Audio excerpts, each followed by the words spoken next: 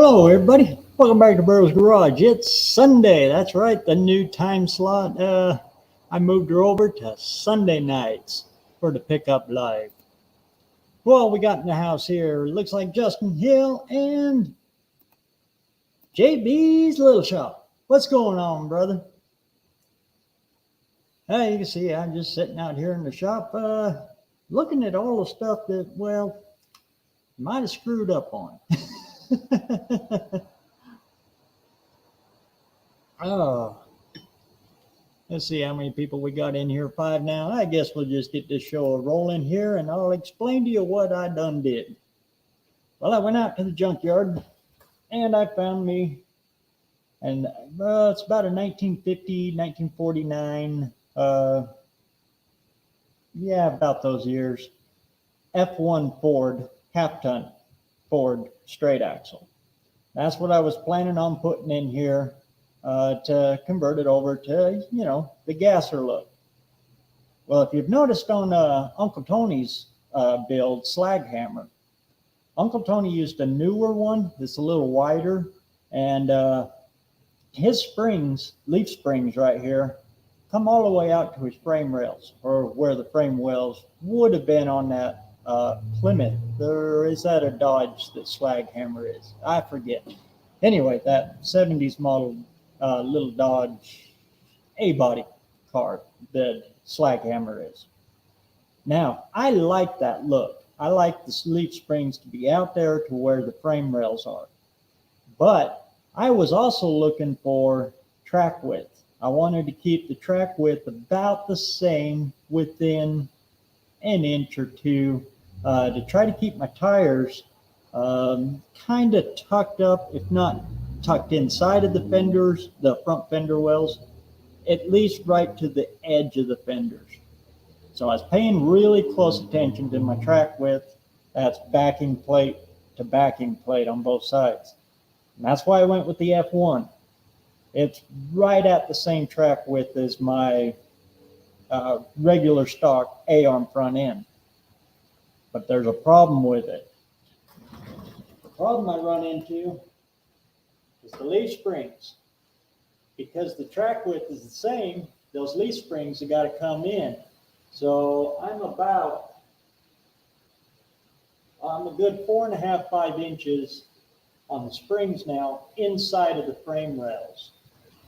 Now to correct that, I've either got to build my spring pockets to come down over, jog in to come down and pick them up, or I got to go back out to Waltz and get that one out of a 61 unibody Ford that's a little wider. I was going back and forth on which one to get, but the 51 Ford, that'll stick my front tires all the way outside of the front wheel wells, and I don't know if that's the look I want to do. Either way, I can use this front end under anything. But that's the mistake I made. I forgot that on a straight axle, they've got narrow frames in them to compensate for, well, when your tire turns, it's got to have that extra clearance on the leaf springs to get your full rotation of your turning radius. So if I use this, I got to figure out a way to narrow up inside, pick up the shackles and the solid mount, or go out and back out the Waltz and grab that other wider front end out of that 61 Ford. On that 61 Ford, my pads where the leaf springs meet in actually brings it right out center of my frame here. So that'll bring that all right in line, make it real easy to hook up that way. I don't know. I don't know if I want to go for the wide front end look. Going back and forth. So anyway, that's the mistake I made, and I'm trying to make lemons out of this lemonade. Let's see, where are we at now? Fixing the bend tranny lines. Woohoo, that's always fun. Yeah, I got to do about the same thing. I got to run a hard fuel line all the way from the tank and this all the way up. I'm going to crawl up the firewall for the tunnel ram that's up in there. I'm going to hard line it all the way up to about this drip rail or pinch weld, and then go from there, little short rubber line, and then pick back up on my hard line to climb all the way top up there and pick up onto the carburetors. So I'll be doing about the same thing again. And that's always fun. Oh Lord, I don't know how many times I've gotten my tubing bender up there and made the bend perfect and pulled it off and looked, and I made the bend go backwards. It's supposed to go this way.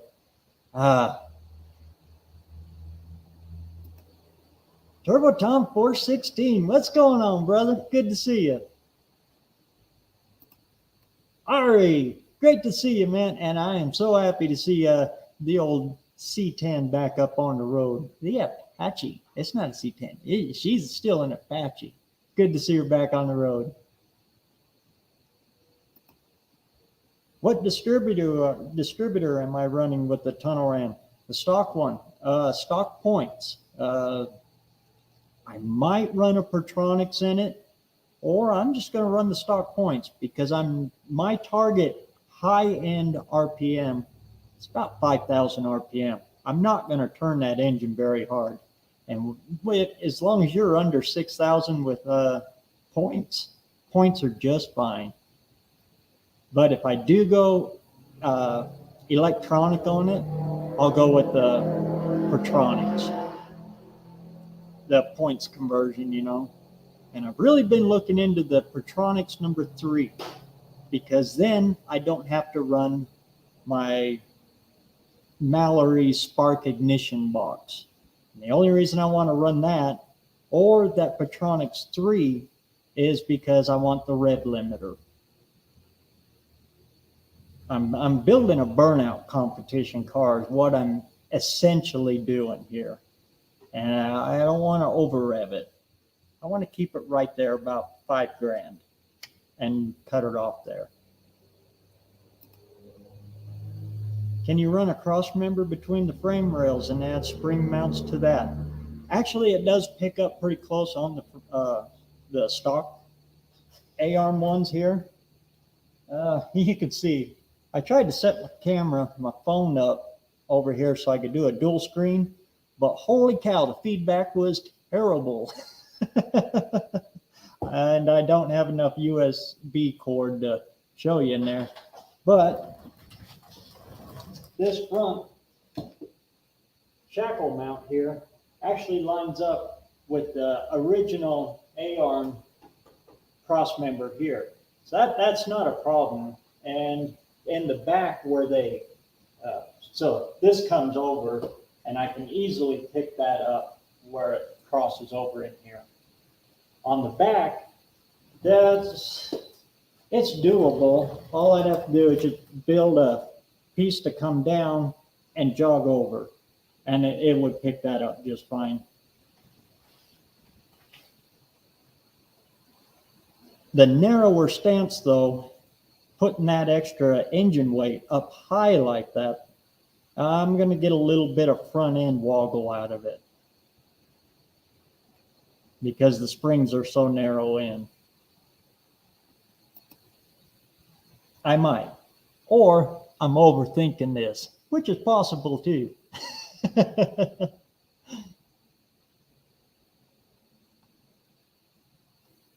Let's see, make sure I'm caught up here.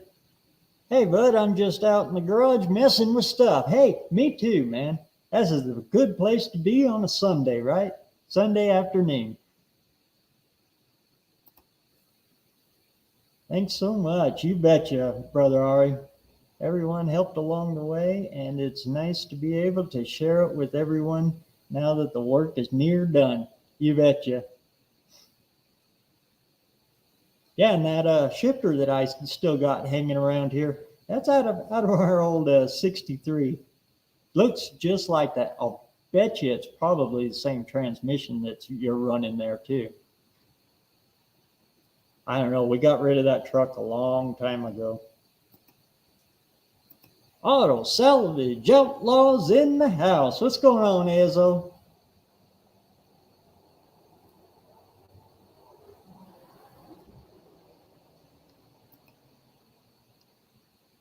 $6AL MSD box. Oh, really? You're running it, huh? I have one that's really close to that. It's the Mallory version of it. What is it? Hyperfire, whatever. But it's identical to the 6AL MSD box. In fact, MSD owns Mallory, so I just really don't want to use that one because I've got the Mallory distributor that matches it, but it's for a Chevy. And I'm planning on using that later on that other small block Chevy I got over there. And that one I will be pushing some RPM on. So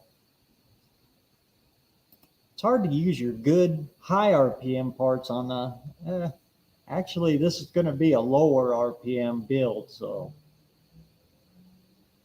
especially when all I want to use out of it is just the rev limiter.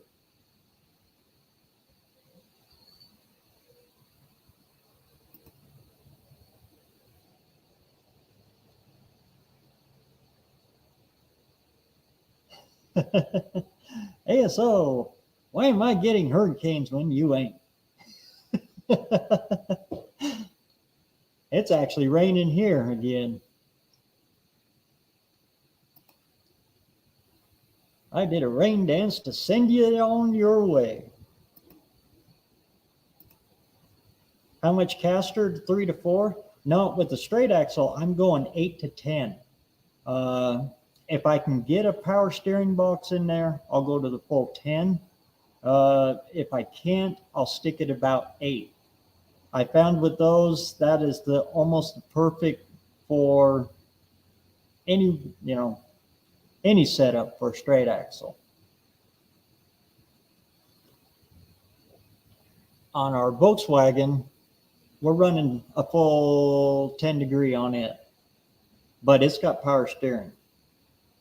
And that thing, oh Lord, it handles beautifully with that.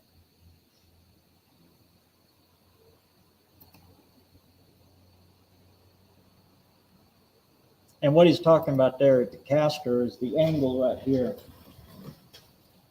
that you set your front end at. On the spring pad right here, I'll put a degree wheel on it, and I'll set it to, like I said, it's probably going to be 8 degrees. Maybe 6. And it's how much the kingpin, the spindle sets back on its focal point. The more caster you have, the more the tires want to go straight. And the faster you go, it keeps them straight. So you can be driving down the road, turn it, take your hands off the wheel, and it centers itself. There's more to it than that, but that's the general easy on it. I have a Petronics 3 on my 428 Cougar. I'm happy with it. It's a 4-speed, so I appreciate the rev limitations. That's exactly right. If that clutch lets loose, well, clutch is kind of cheap. Trying to replace all of that, yeah, that gets a little spendy.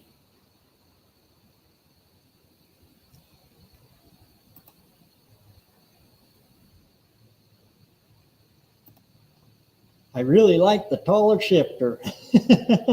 Gives you a little more throw in there.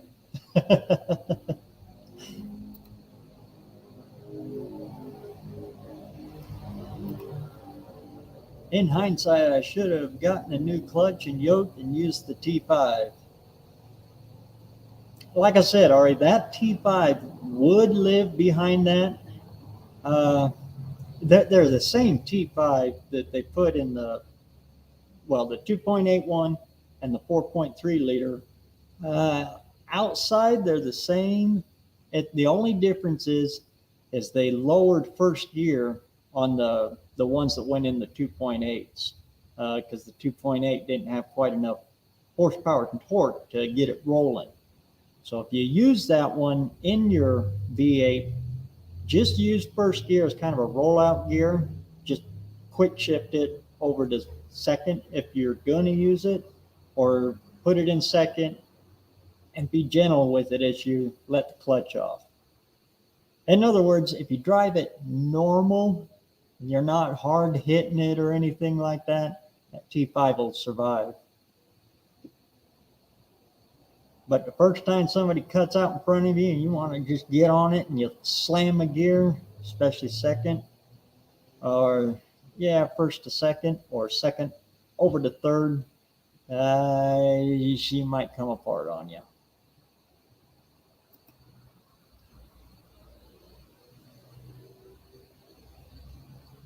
Has to do with the torque multipliers with that extra low gear. I like anything that says Mallory. I have stock aluminum body GM points distributor on the V8 for now. It works great, thanks to hubby. Sweet.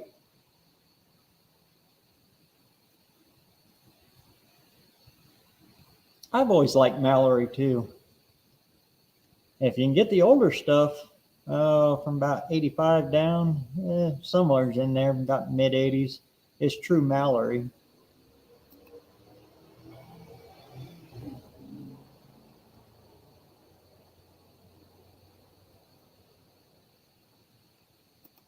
Yep, it's finally raining in Idaho. Just in time for that last cut of hay.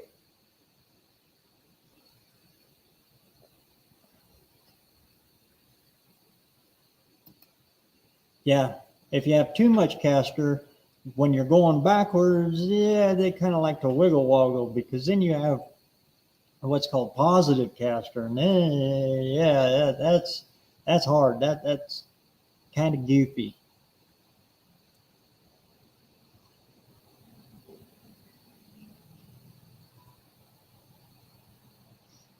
And there's two types of caster. You kind of caught what I was saying there. If it goes manual, I'm not going to go quite as much degree on it. And in fact, it might even go down to about 6 degree on it. The more caster you put into it, the harder it is to steer, because you're pulling them tires up into their plane as you're doing it. So you're actually lifting them a little as you're doing it. Nowadays, when they were first putting power steering in the cars and stuff, they used to call it standard and power caster. It was because all the manual cars had steep caster on them, and then power steering became the norm, so that became what they're calling now modern caster. Modern caster is power steering. Ramble, bamble, bamble. I just full of rambles this week. I hope you got something out of all that.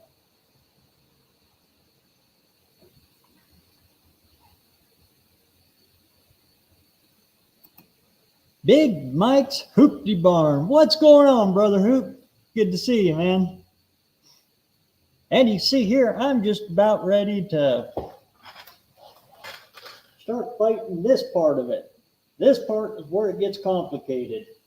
I got to figure out how to get a box to mount in there and keep about that much drag link angle.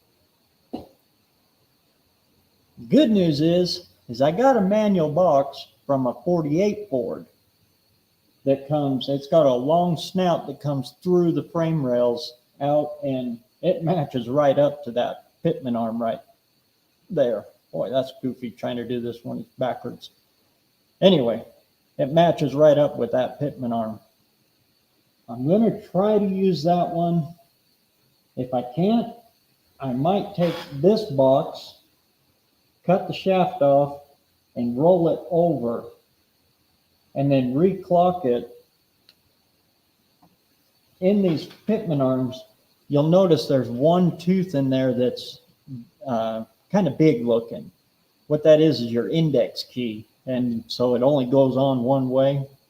Well, you can take a what we use is a nibbler, on a die grinder, and then you cut your own tooth out of it, and then you can clock it to whatever direction you want to put that pitman arm on. I might do that. The biggest thing that I'll be fighting there is when you do your drag link, wherever your rear spring shackle is, you want to keep your drag link in line with that. So like this one would be right about there. You want to keep your pivot points the same. Now, if I was doing a spring, coil spring application here, back at the end where you got your radius arm at the very end, that's where I'd want this pivot point to match up to. So this stays on that plane. What it does is as the suspension goes up and down, as long as this is in the same plane as this, all it'll do is go like this. If it's out of the plane, if it's way up like that, what it'll do is it'll try to grow or get longer or shorter here. And that can't happen. So what it does is it moves the pitman arm, which moves the steering wheel. And that's what they call bump steer.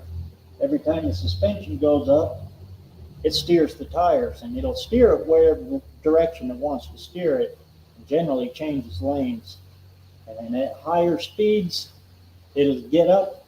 Every time it goes up, it'll turn one way, and every time it comes down, it'll turn the other, and you'll go into what's called the death wobble, and yeah, bad things happen. So when you're setting these up, make sure you try to keep your pivot point here with your pitman arm on the same level as your pivot point on your spring, or radius arm, or whatever setup you're doing. That's the secret to avoiding bump steer. Oh, Lord, went on a tangent there again. I get caught back up here on the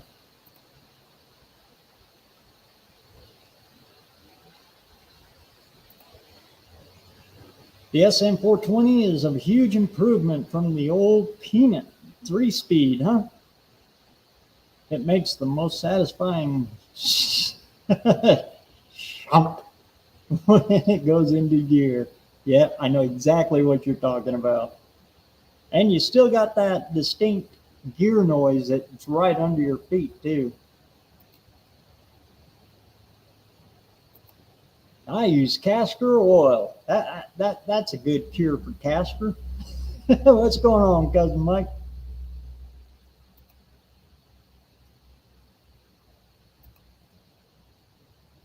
Just had to go rescue his sister, huh? Dirty battery. That's an easy rescue. Send it.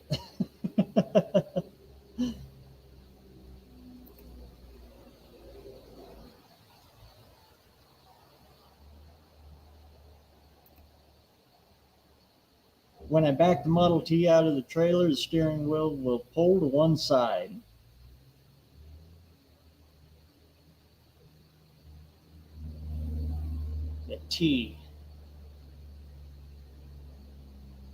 The T has got very shallow, very shallow caster.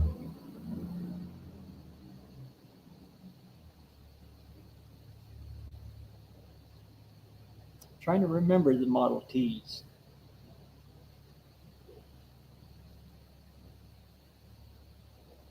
The Model A's improved quite a bit.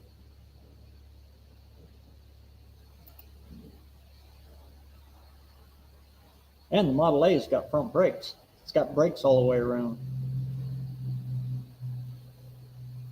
And then later, they started to go hydraulic on them.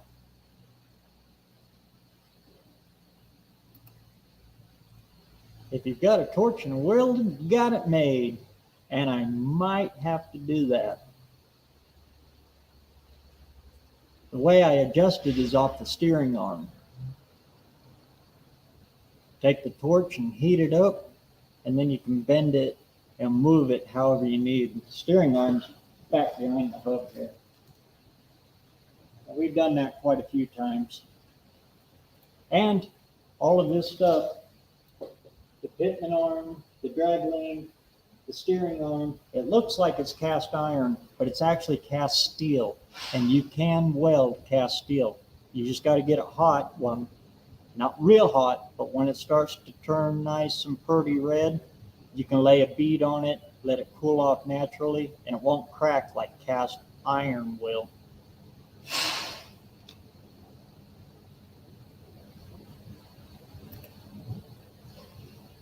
And we've done that a few times. But on a pitman arm, like I said, I could extend it, but there's a lot of forces going on that little guy right there. So I really don't want to weld on it. I'd rather get one that's either longer. If I go with this way, this setup, I'm kind of going back and forth on which way to go with this.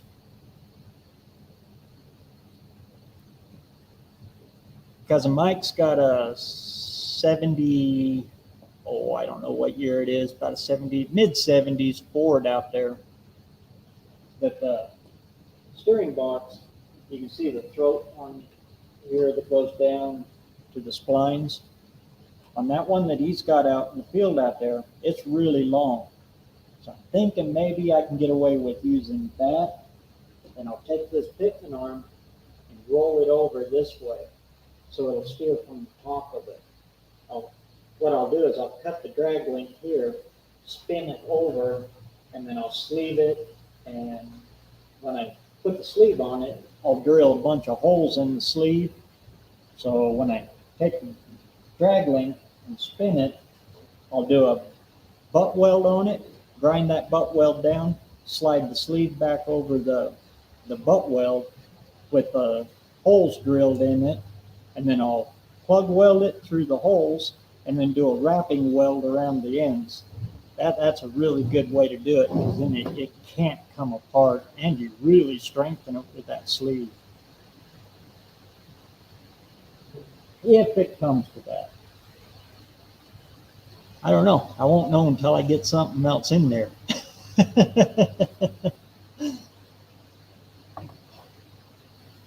And the best way to do this stuff is to have the parts on hand. Don't just rely on information on the internet and stuff like that when you're looking up specs and what got you, because you'll end up all over the place. Best way to do it is kind of like what I'm doing here. You can see I got it all in mock-up. I got my jack there holding it up. I got my scooter dollies underneath it and got it all set in there. Got my wheelbase set. It's a 116-inch wheelbase. Got that all figured out. I did my cross measurements across there. That was a bugger. When you measure from this tire, well, I measured from about the kingpin all the way over to the opposite side rear. Again, from that way, the X measurement, I come in dead on. So that's right where that front end will be once it's in there. Then after doing all that, I'll pull it all out of the way, clean it all up, and redo it all again.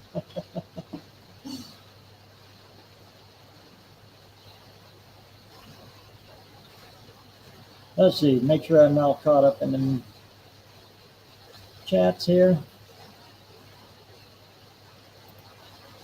I've always wanted to move the front wheels forward on my pickup. I feel the look kind of kicked back in their stock form. They always are. They're always kicked back just a little bit, and it's for your turning radius. You stick them all the way up front, you'll get some tire rub as you come through the wheel arches.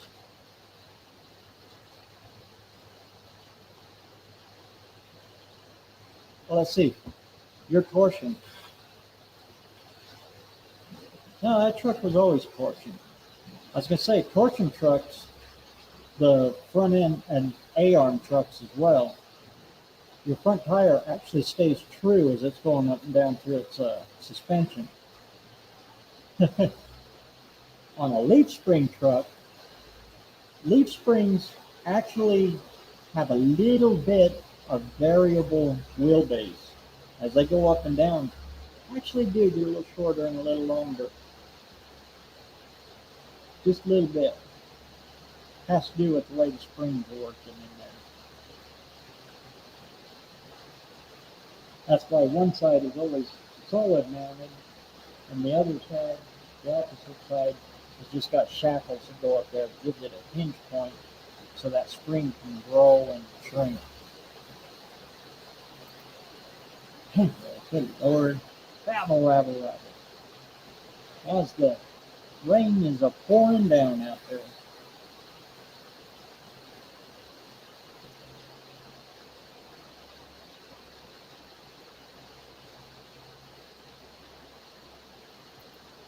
Yeah, forged steel. Sorry, not cast steel. That's one of the parts of when if I was doing a video on it, I go, you dummy. Yeah, forged steel. And forged steel you can weld like that. Good catch, Ollie. Good to see you, man. A lot of people look at it and it looks like cast iron, but it's not.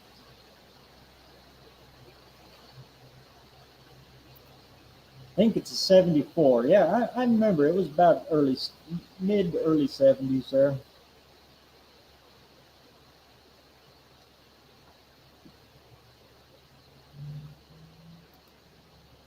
Rusted Junk Garage. What's going on, man?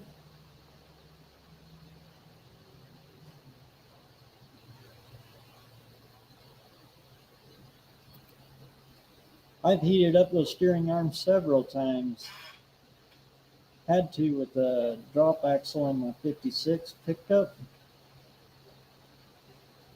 When I did, found a crack and welded it up. Been good for 10 years now. Yep.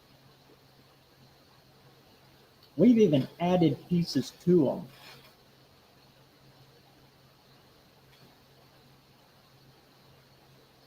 On the Volkswagen, we had to extend it quite a little ways, about that far. And it's heavy sleeved on there. One of these days I'll get a video of the whole front end on that little Volkswagen.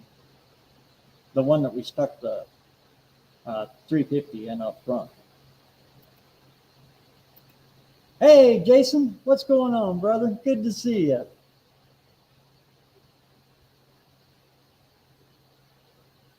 And if any of you guys have any Ford questions, I'll tell you what, this guy right here is the man. You got to go check out his channel. Great channel, great stuff, and one heck of a great guy.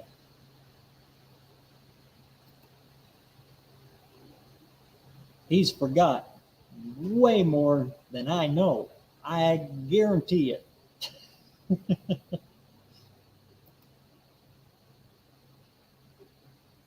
Yep.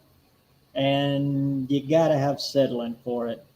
Don't dink around with the nap gas for it.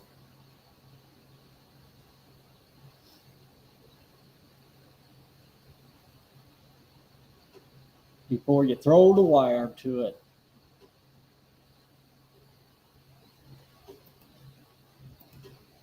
Max Wedge Dick Dastardly, the best screen name on YouTube. Anyone ever run into this 12 volt with everything on, 9 volt with the engine running, and alternator spinning? New batteries. MSD hated it.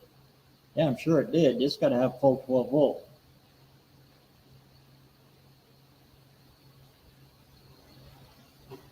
And it's on Mopar, I imagine.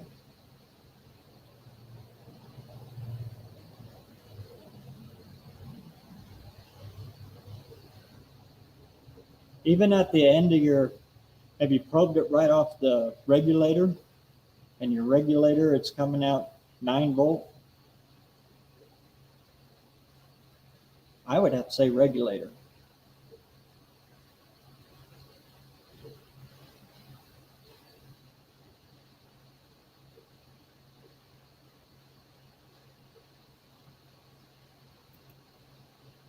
That would be my guess. A 9-volt. You don't have everything going through your ballast resistor, do you? Because that ballast resistor knocks it down to 8 to 9 volt. I doubt that's the case, though.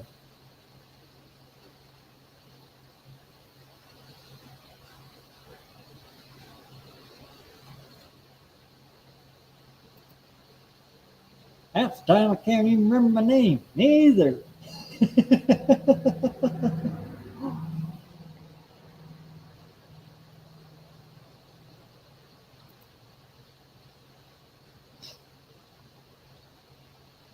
Yep. That's why I really recommend to everybody who's wanting to get into welding, get you a good MIG welder. I do quite a bit of welding around here, and I've just got the medium-sized bottle. That bottle lasts me about a year. Unless I'm doing a lot of heavy welding, then I'll burn through one. But generally speaking, as long as you, the trick with the MIG welders though, and your bottle, when you turn it on, it's not a settling torch. You're not turning on settling. Turn that valve all the way. Open it all the way up. If you don't, you just crack it open until the gauges pop. It'll slowly seep around the valve. I won't tell you how I know that one. I wasted a lot of argon. But yes, the bottle is a little bit of a heavy investment at first, but to have them refilled is it's not bad. And the things you can do with MIG, it's just so much easier.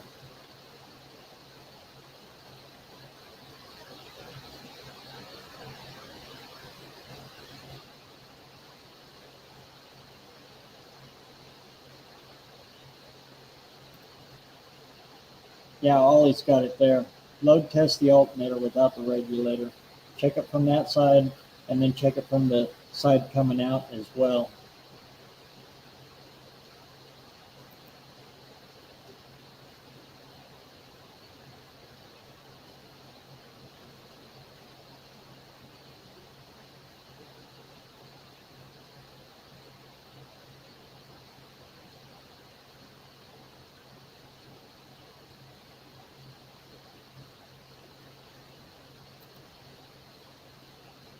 I broke the flange off and I connected the exhaust pipe.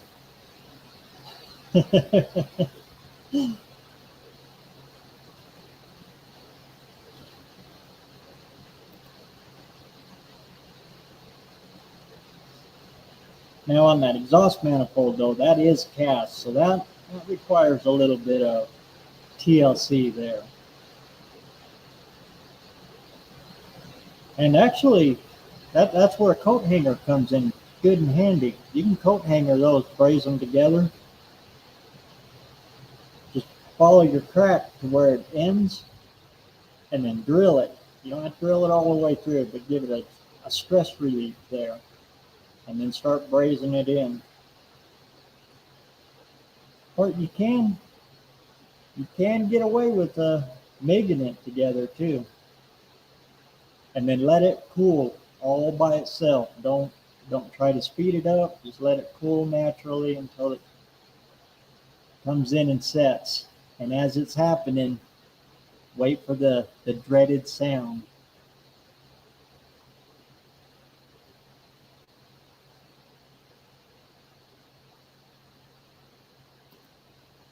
I have a couple of welders. I'm not a welder. You're getting better at it though, buddy. I've been watching you progress and you're about there, man. And that's the secret to welding. You got to do it. It's all a feel thing. You'll hear things. And the only way to get good at it is to keep doing it.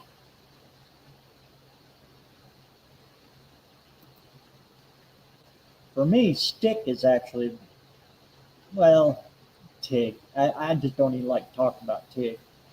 But stick for me was that was the harder of the bunch because I get welding along and forget that I got to keep pushing my hand down. It would start.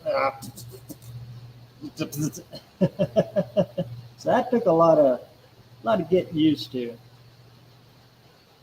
and especially with a regular welding helmet, not an auto darkening one. That was the best invention they did, was an auto darkening helmet. And every time I get set up there and ready, and you do the head bob, and your shield comes down, my hand would go, and I'd start my arc, and oh, where the heck am I? Where the heck am I? And pretty soon I'm drawing all over the place looking for where I was supposed to be starting.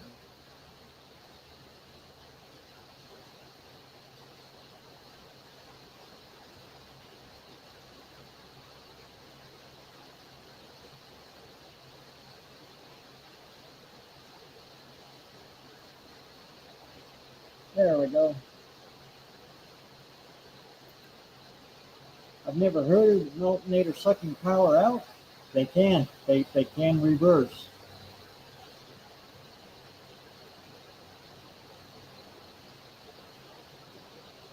It's not common, but yeah, they can. I have the diagram to turn a normal old Velcro one wire.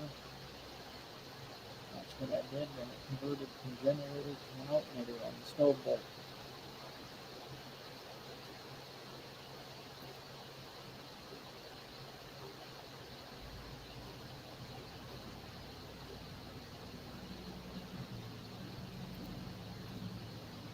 Yep, exactly.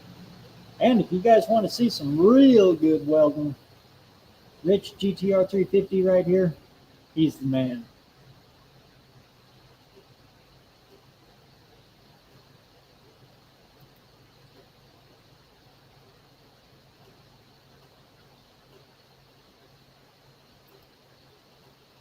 This was a $350 racing alternator? Good Lord Almighty.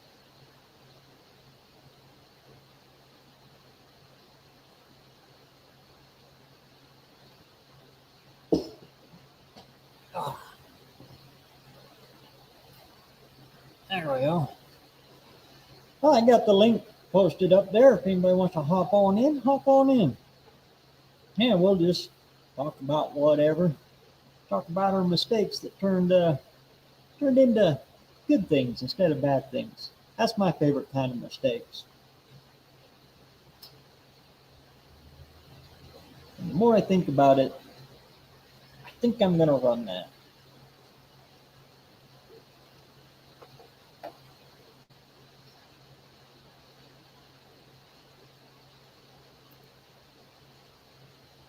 GM one wire.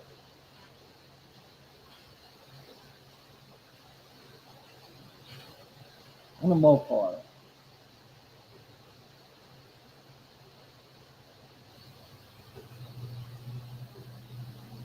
So you've done away with the regulator and everything.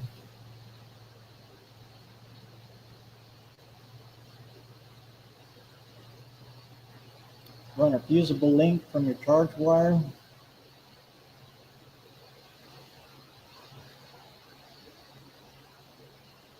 And then run your standard fusible links off the battery, just run straight off the battery up to your bulkhead.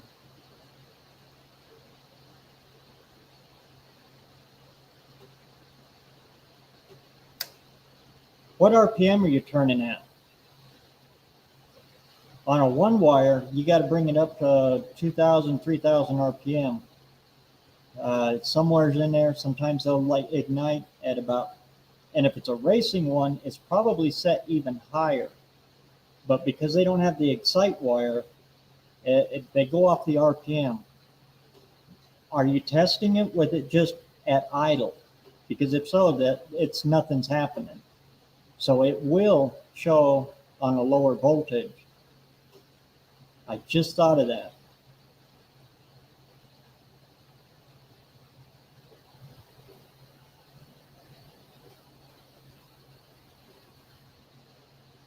That's why I don't like putting them on diesel engines, because you kind of want them. A lot of diesels, you just start them like heavy equipment and stuff like that, and they never come up on RPM. So it never kicks in and excites and goes into then it'll start its charging and regulating and all that, what an alternator is supposed to do. The higher it revs, the volts drop more.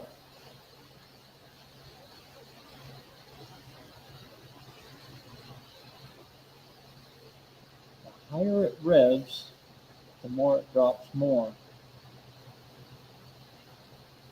That's a bad alternator. That's got to be just a bad alternator.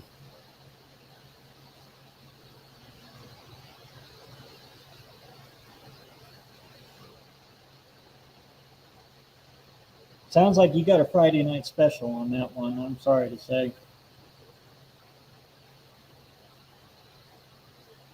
Because it should ignite. Well, like I said, the stock ones are about 2,000 RPM.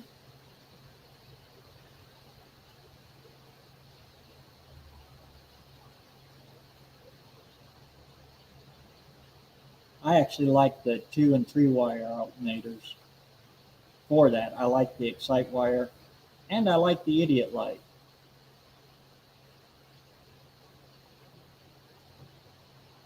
I run it with my voltage gauge. I never put an amp gauge in anything. Amps, they don't tell you much, but a voltage gauge tells you quite a bit, and you can diagnose off of it. But I always run the idiot light up above it too. So if it ain't charging, that light comes on and then my eyeballs are forced to look at it. Same with oil pressure too. I like both the idiot light and the actual gauge.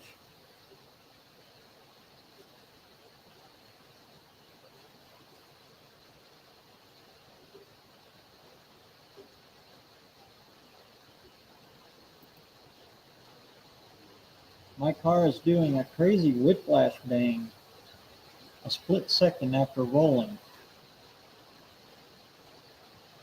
Like a hard jerk.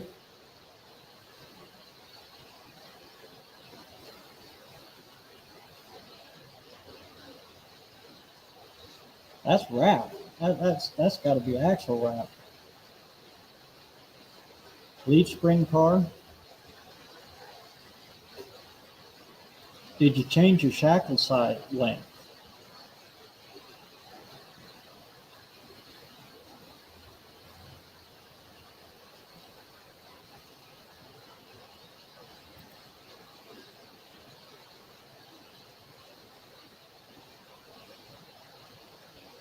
I had one that was doing that. Was in what the heck was it? Anyway, and it felt like there was no suspension in the back. And come to find out there wasn't, because my shackles had flipped over. That's when I learned about shackle angle. So when them shackles flip over, yeah, you got no suspension but the spring compression, and that ain't much.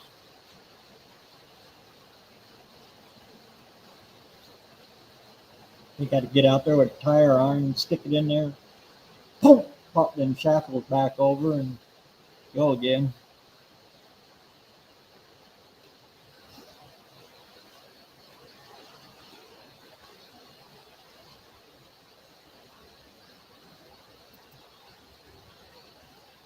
Changed it, runs good now. I have a Chevy 2-wire and cheap digital amp gauge.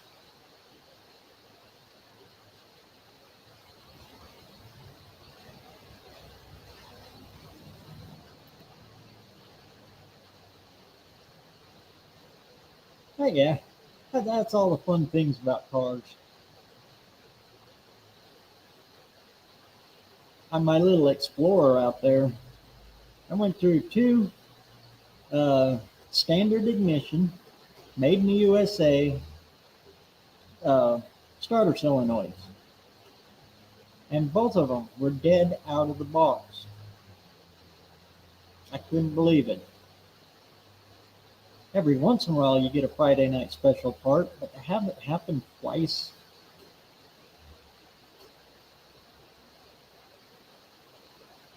one of them hung. So you hit the key and the starter just kept going. I had to run over and disconnect the battery to get the starter shut off. The other one wouldn't engage at all. I got another one, stuck it on there, and now it's fine.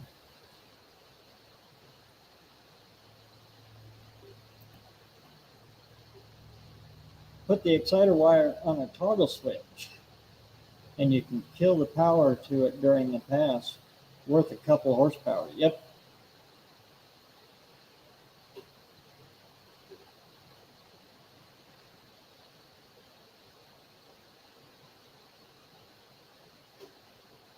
And if you got to run that wire back to your main kill switch, and then run it back up too as well.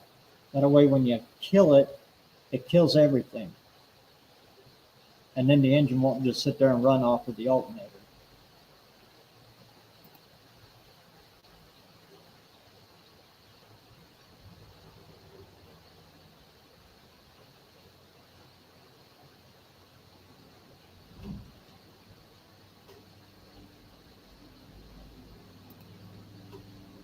My converter has over 500 pins.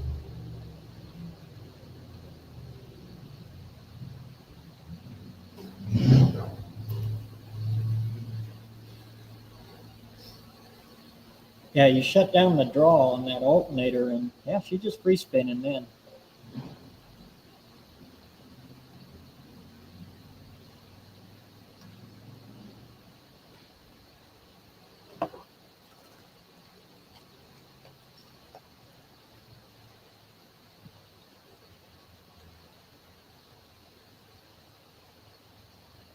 But yeah, like I said, I got the link set up there. If anybody wants to pop on in, pop on in.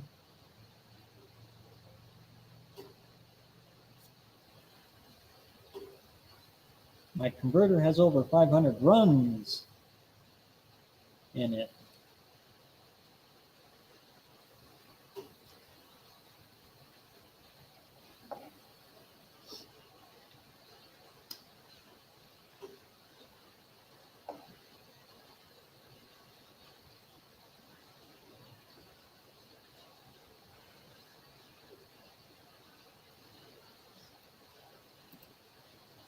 Right, just added in behind the same power source after the kill switch. Yep.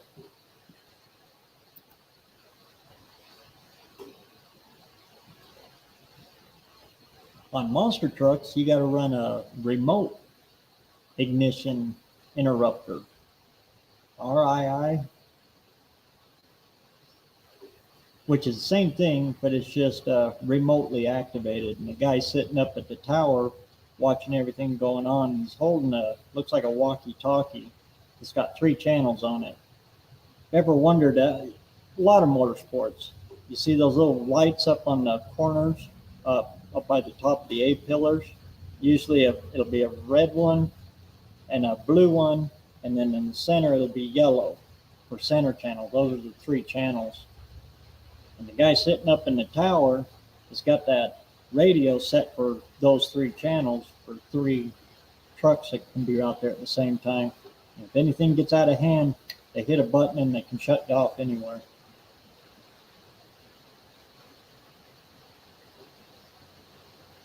That's an expensive radio.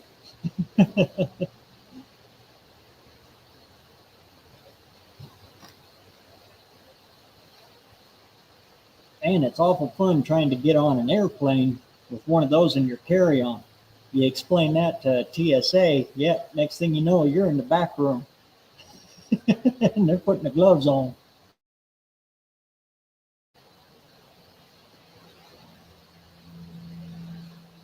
Uh-oh, looks like my internet blinked there a little bit. Let's make sure everything's still up and going there.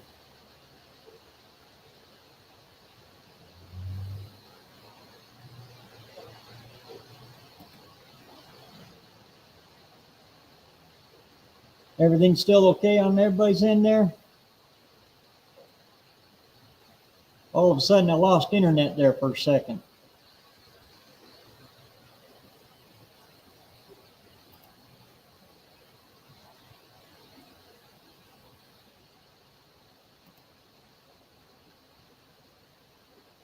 There we go. I think it's back.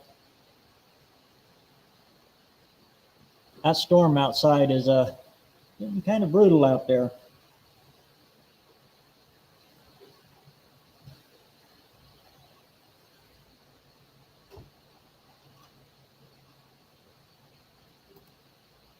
Backwoods Custom Crap. I like that name.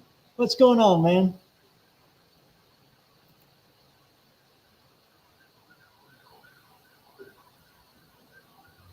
Yeah, sounds like the fire trucks are starting. That must have been what it was. There was a lightning strike just up the road from me there.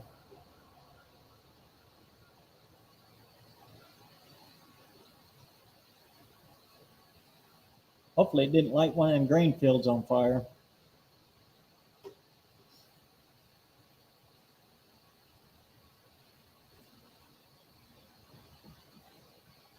Right now, everybody's grain is about ready to be harvested.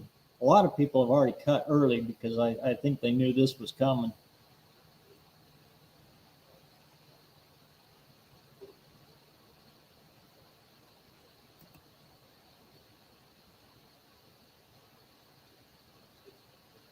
There's also an earthquake. Ended times, huh? Well, according to this here YouTube stuff, Yellowstone's been a smoking for about 6 months, or about a year and 6 months. But I can see Yellowstone from my house. I ain't got nothing to worry about. That sucker ain't smoking.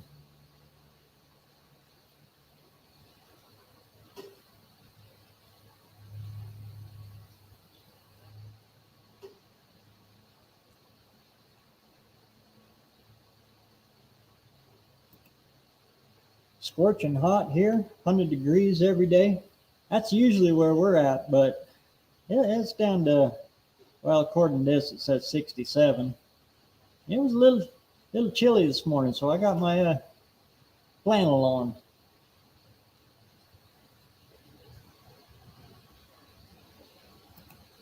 Breezy's Bike Shop. What's going on, brother?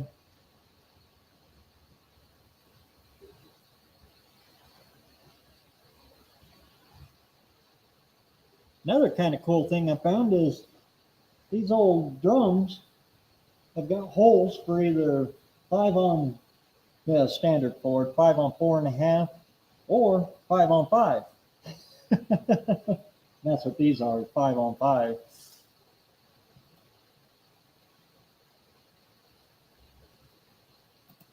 Envious Creations Car Club. What's going on, brother? Good to see you, man.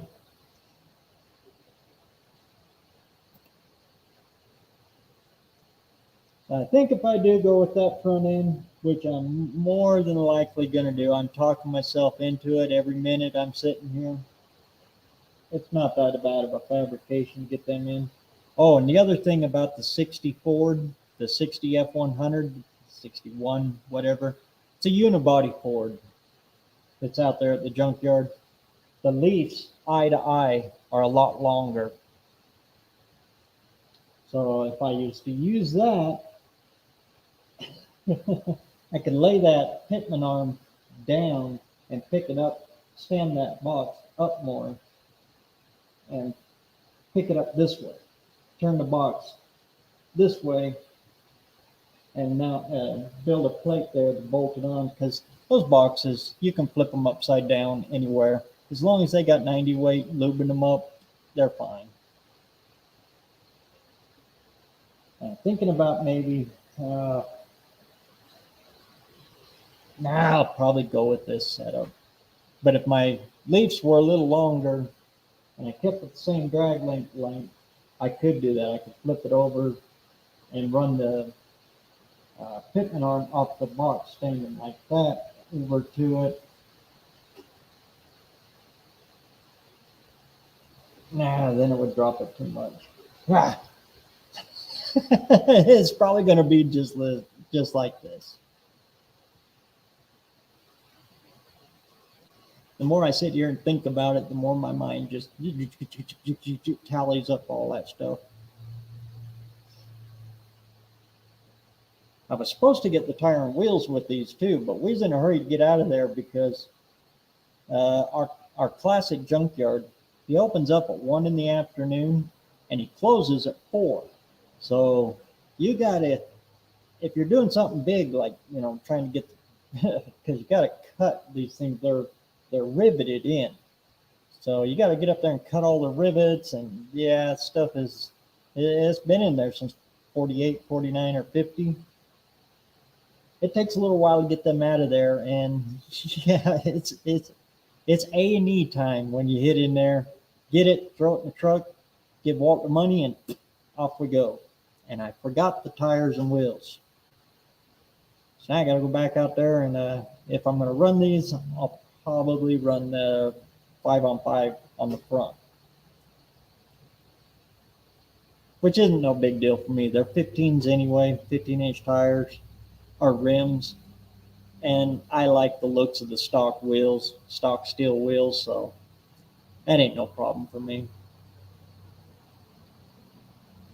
I'll probably paint them hot rod red and stick some beauty rings and baby moon hubcaps on it and call it good.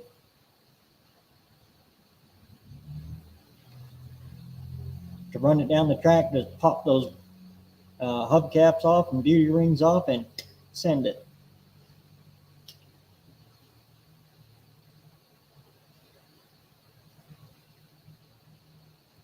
And my dad, he's pretty excited about this build. I can tell I kind of lit a little fire under him. So he gave me a set of 28 10.5 tires, slicks for it. He's had them up in the top of the shop, up in the rafters in the shop for quite some time. So I think I'm going to stick them on the back too.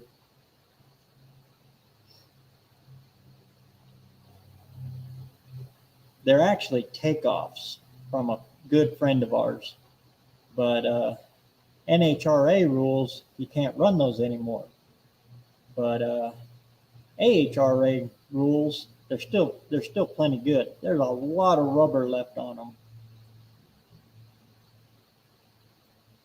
But Alden, he runs the NHRA tracks, and they're pretty strict on stuff.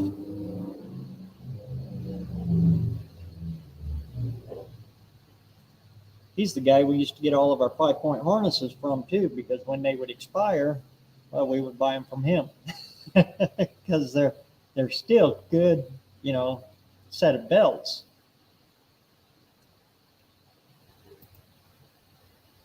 We'll catch you later, Mohawk. Thanks a million for stopping in, man.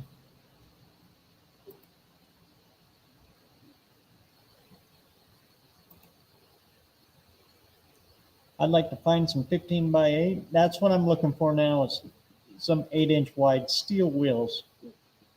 Excuse me. Even 15x7 Ford Steelies.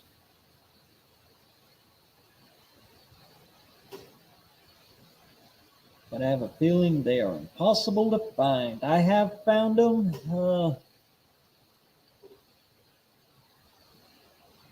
think it was Speedway. They're a little on the spendy side, though. Or no, those were smoothies. Those were straight out smoothies. But yeah, I think they'll suffice looking at them from the standard, steel wheels with the same, well, they're a little bigger diameter, baby moon in them. If you look at it real close, you'll see a difference between the front and the rear, but I think I can squeeze it.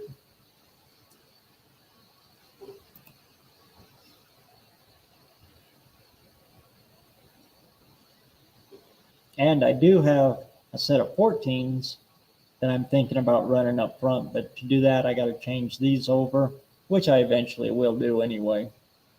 that was my whole purpose of getting the half-ton straight axle.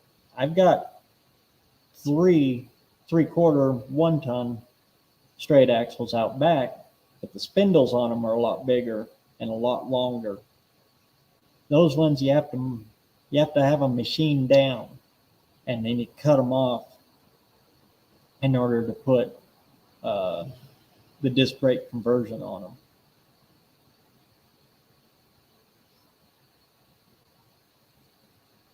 Which this will eventually get is disc brake conversion. But this one I can run. It uses GM calipers, standard regular GM single piston calipers, and 81 Dodge Aspen rotors, and then standard bearings, standard Timken size bearings, all standard stuff that you can get at any auto parts store.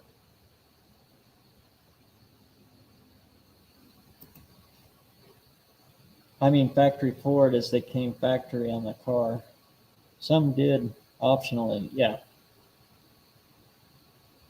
The 7s, I don't know about 8s.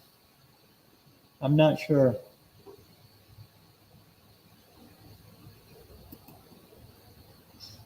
I get what you mean though.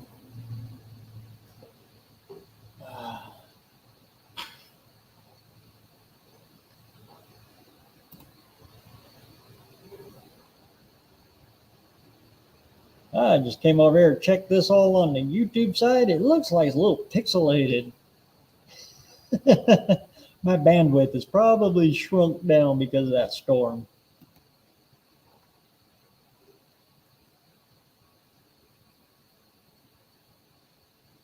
But like I said, I got my link posted up there on top of the chat there. If anybody wants to come on in, come on in. We'll just sit back and chat for a little while.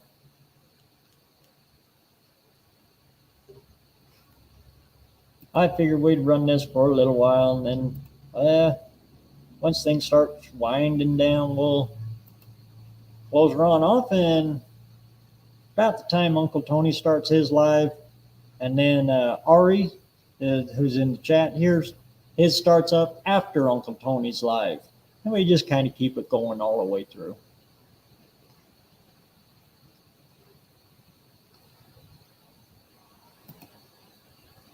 I've had the Summit Racing Wheel Vintage in my basket for a few months now. What do those run?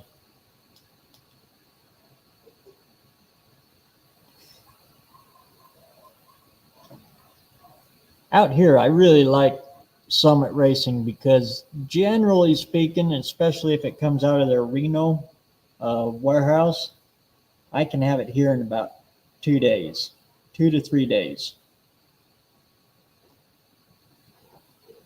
And Summit is a dang good company. If you have any questions about their stuff, call them. Use their helpline on there, and they have professionals that can walk you right through it. And the guys that they hire for that, they know cars.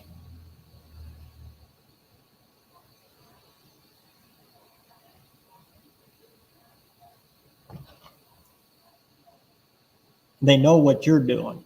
You know, they know that you're not playing with stock stuff.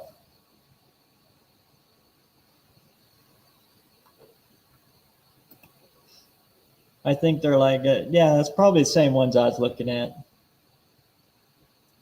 124, yeah, right around there.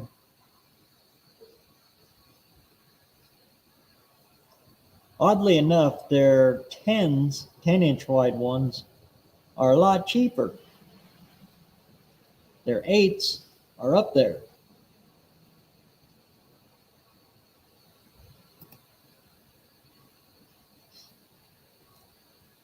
But I was looking at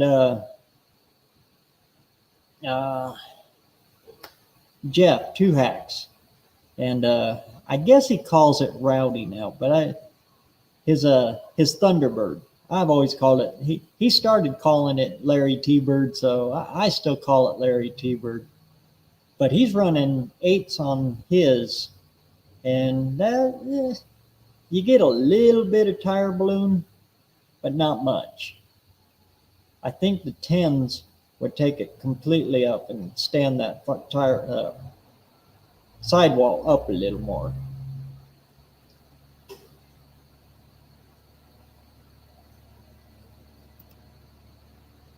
The 7s are even more than the 8s, huh? Probably because nobody orders them. They get more volume on them.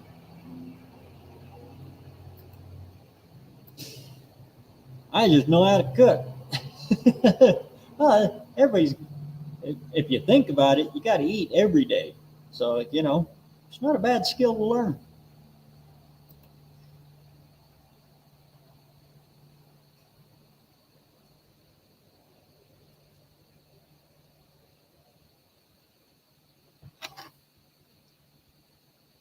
So now my goal for this week is to take that other 460 that I got, that I've already got the top loader 4-speed mounted to it and everything.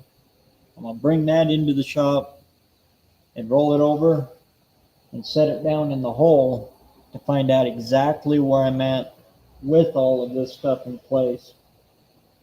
And then I can get a good visual eye on exactly what I got to do, especially around that steering box right there.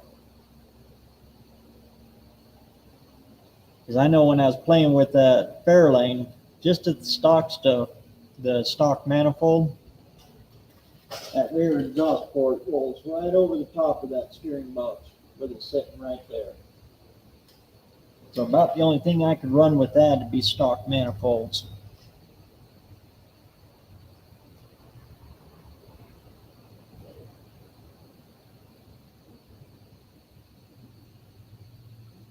But with that other steering box, the one out of the pickup, it's about half that size. It's tiny. And the pitman arm comes out through the side. So I'll have to take the plasma cutter, well, on this setup here, I'll have to drop it down to where I won't have to use the plasma cutter, but you get the idea. I can tuck that up inside there and still keep the same angle for the steering column. Might have to use a couple of double U-joints in there, but yeah, we'll figure that out once we get there.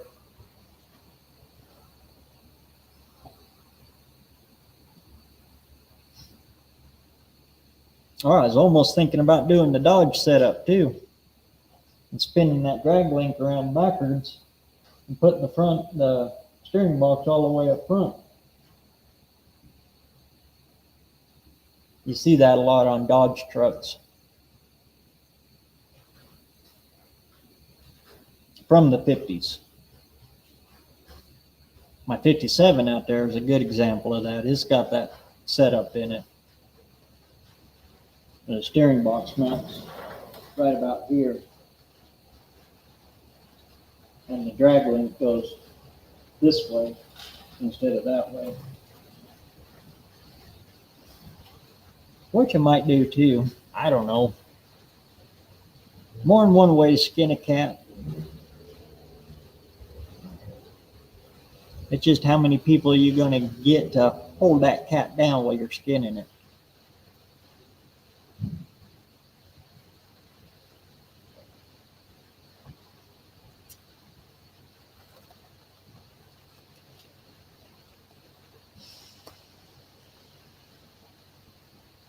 And again, like I said, I got the link posted there. If any of you want to hop on in, hop on in. Sure beats typing. Otherwise, you just listen to me ramble, bamble, and all these thoughts and ideas and stuff go through my head. And sometimes that gets a little scary.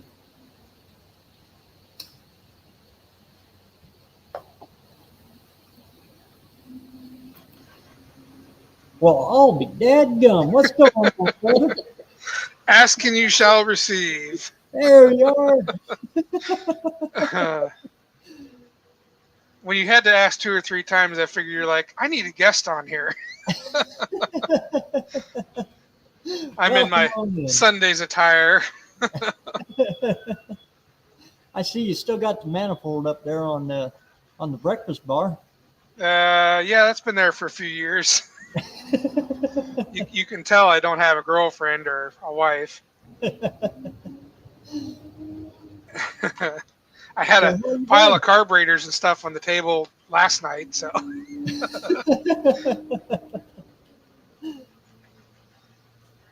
So how you been, man? Busy, absolutely busy. Managed to crank a couple videos out, but it's between you, me, and the trees. Those videos are probably a couple years old. Oh, really? Yeah, that's how badly behind I am. But I mean, there's still good information. You know, I didn't want to not put them out there. We're actually working on an update video. I guess not all my videos are old. The 55 stuff is pretty much as I'm going. I did another update video for that. I'm kind of working on right now. So, but the white truck, that's the one that's a couple years old. So, is that do the what I door can. panel one? What's that? Was that the door panel one? Yeah. That truck, I don't think I've touched it for about a year or so. I kind of moved on to other things, and I still have it. It's now at my mom's place. That's the way I do things. So I'll work on something until I'm waiting on parts, or I got to save up a little more money. And I'll just switch over to another one and just keep going. Well, I've been procrastinating on doing the floor pans in it, but yet I did the floor pans in the 55 anyways. So it's my own crap, so I don't want to do it. But mom's car is kind of like priority. I'm trying to get it done. And then I had the other shop I work at is actually my dad's shop, and he had several cars that were in different stages. Well, he kind of never finished anything. Some are taken apart, some are going back together, whatever. One of them was a pickup similar to my white truck, except it was an extended cab 4-wheel drive version. The interior was brand new in it, and for whatever reason, he stopped working on it. It sat for like 20 years. Long story short, it's been sitting on that stage, and then some animals got into it, even with the new interior, because there was no windows in there. They were just covered up with plastic, but they got behind the plastic, ruined the interior. So that's kind of what I've been doing the last month or so. There was kittens in it. That's kind of why I dealt with it. Got in there, got the kittens out, saw the mess, thought, great. Well, I got good weather. I could pull the truck out and not have it damaged in the rain or anything and do this now. Or I can roll it back in smelling like a cat box. So, yeah, that's been the latest thing that kind of took me on a tangent from the 55 and everything else. I figured I better strike while iron's hot, get it done. Which leads me to something else you may want to pay attention to if you're ordering carpets or anything. Stock Interiors had a kind of a sale on their carpets, which I think they sell ACC carpets. So I ordered one for that super cab, dirt cheap. Couldn't beat the price, $170 plus shipping. I mean, for a super cab carpet, that's cheap. I get it here, and I think that's what he had in it before because they're almost identical. Roll it out, the trans tunnel kind of goes,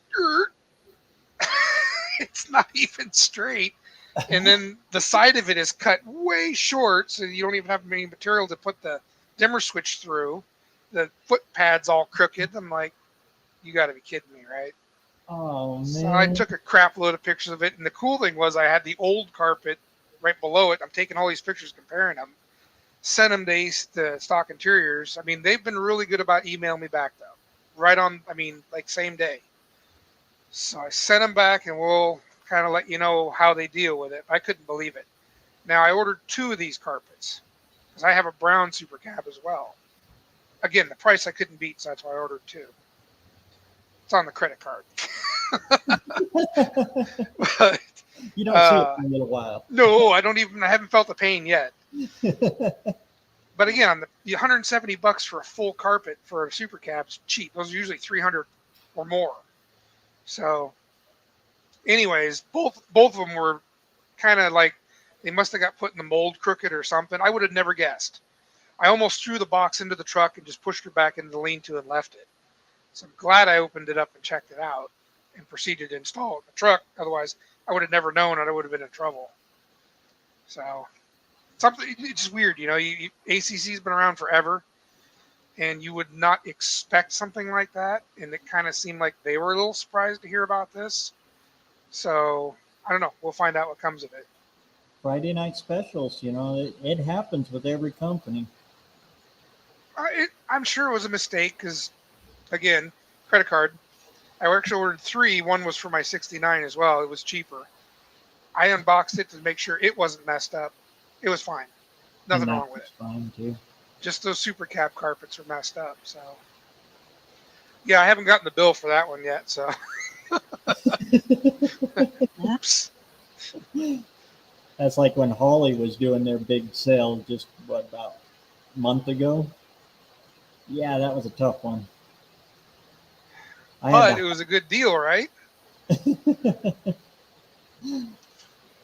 That was hard not to take complete and total advantage of. That there hurt too. But it was a killer deal. I had to jump on it. I just haven't built the engine for it yet. It's done. It's machined. It's just sitting in pieces in my shop. Just got to assemble it up. Yeah. What is that going on? 416. 390 with a 428 crank. Yeah. The reason why I haven't put it together yet is the card number one's not ready, and I was kind of trying to keep everything super clean, which I'm thinking assembling it and putting it off to the side would have been a better idea, but too late for that now. Now the pistons, something got into the box of pistons. They're already assembled, so I need to take them back apart and clean them all again. Some grit or something got in there, and I ain't going to put that together with it like that. So I got to clean that out. Yeah, so oops. But I'm wanting to change the cam because I think I was originally building it with a big mother thumper, and I don't care for the way those thumper cams perform. I've been getting feedback from other guys, and they sound cool. They don't perform. Yeah. And actually, the sound of them is a little off too. I'm more of a Magnum guy, or that profile, the way they sound. So I want to get with Oregon cam grindings and get one figured out. It's more to my liking. Seems how they're right here in town.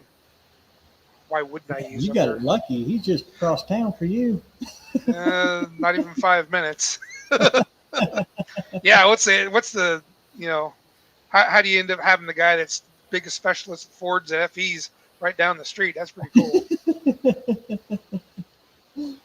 He's a super cool dude. Yeah. The cam in because I got a 390 in my 56 pickup. I don't know. I had some kind of issue with it. It was a lifter problem or whatever, but I had one lobe go flat. And I was right before I was heading to End of the World Run in Long Beach that week prior. I took the cam out, took it in, and we kind of discussed what happened. And that week, he reground me another cam and got it back to me so I could put the engine back in the truck and make it to the beach. So, pretty cool dude. He's really a super nice guy. Wealth of information. I don't know how long he's going to be doing it, but yeah, he's got to be getting up there in years, isn't he? Yeah. He's probably in his mid to late 60s. But he's been wanting to retire for a while, but hasn't been able to find anyone that wanted to take the shop over. And somebody that can carry the quality and the name with it. That's the hard. That's the key. You'll get people who'll take the business, but they don't keep up with the quality. Yep. We've lost a couple shops because of that. Well, what do you do? If I would have known, started years ago and went to maybe work for him or work for a tranny shop or something like that. Back then, there was plenty of people doing it, You never would have thought. So, how's yours going? Well, not bad. I might have missed what you were talking about in the beginning of your live. with the front end. Yeah, getting her set in there. Got her all in mock-up now. Nice. I like the track width because it's a stock, you know, location there. It's just the springs are way inside of the frame rails. Well, I mean, if you think about it, it should be off the front wheels for half the track anyways, right? Yeah. You bet. Just send it. Well, you look at the Econolines and stuff like that. The springs are real narrow on those too. Yeah. I mean, truck application, especially the GM and their frame width, it'll work just fine. How narrow is narrow? I mean, It's just, eh, the back spring perches are about middle of frame. So they'll just have to jog over a little bit. The front shackle mounts, I can pick those up on the front cross member there. are they? It's doable. Is it well under 40 inches or What is it? widthwise?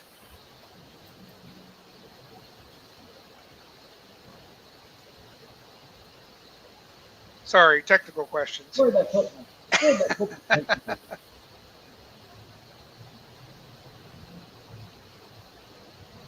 I'll find it here. I must have the lamest background ever on my freaking video thing. Put it right in front of me so I get, I definitely use it. 31 inches outside the outside.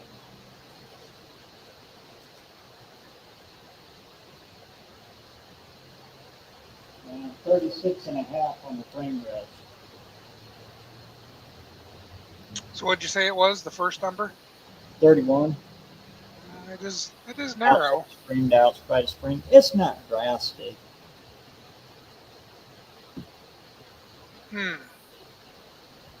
How wide is it set up on the axle?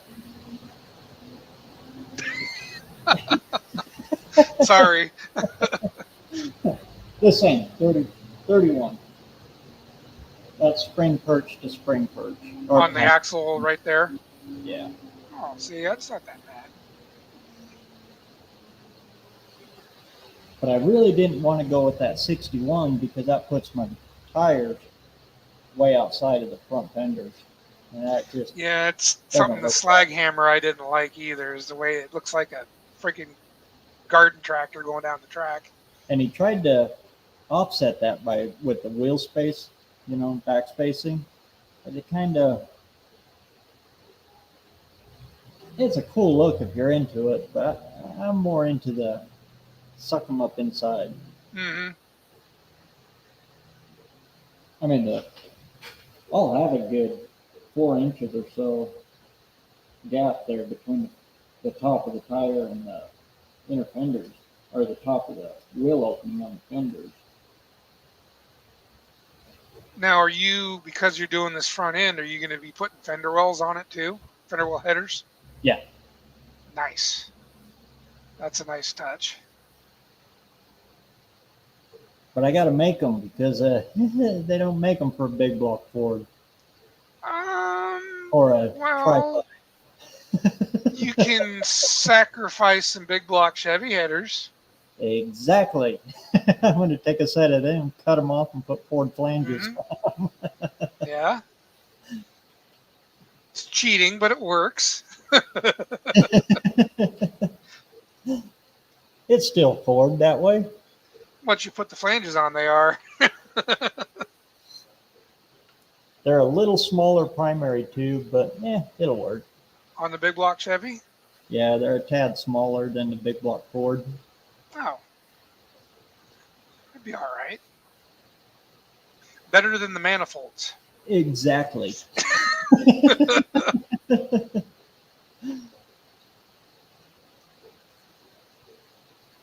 Now, as far as the steering goes, what are you going to do with that? That I got to figure out. That's about. Yeah, I'll get down there.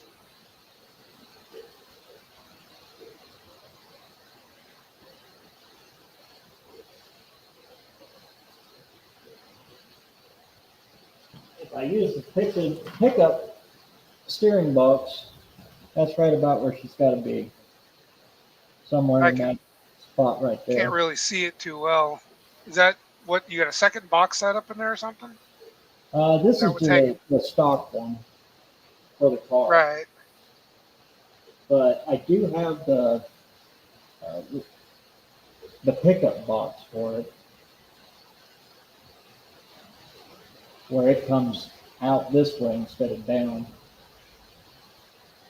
Now think about mounting that down lower here and tipping it up, and then running a double U joint for the Okay. steering column. Because So you're those gonna old try and boxes, you can you, you can tip them and all you kinds of gonna stuff. do a drag link setup instead of a cross link? Yeah, I was thinking about crossfiring it, but I'd have to get that box way low. Or dropped arm off the box, depending where the oil pan's at. I don't know where it's going to be in because obviously you're going to get it down there as far as you can. You probably need a rear sump unless you're cutting the cross member out too, right? No, it should be a front sump. Oh, oh, okay. Oh yeah, Which that should work. she Yep, that'll feels work. like it real good. That's right.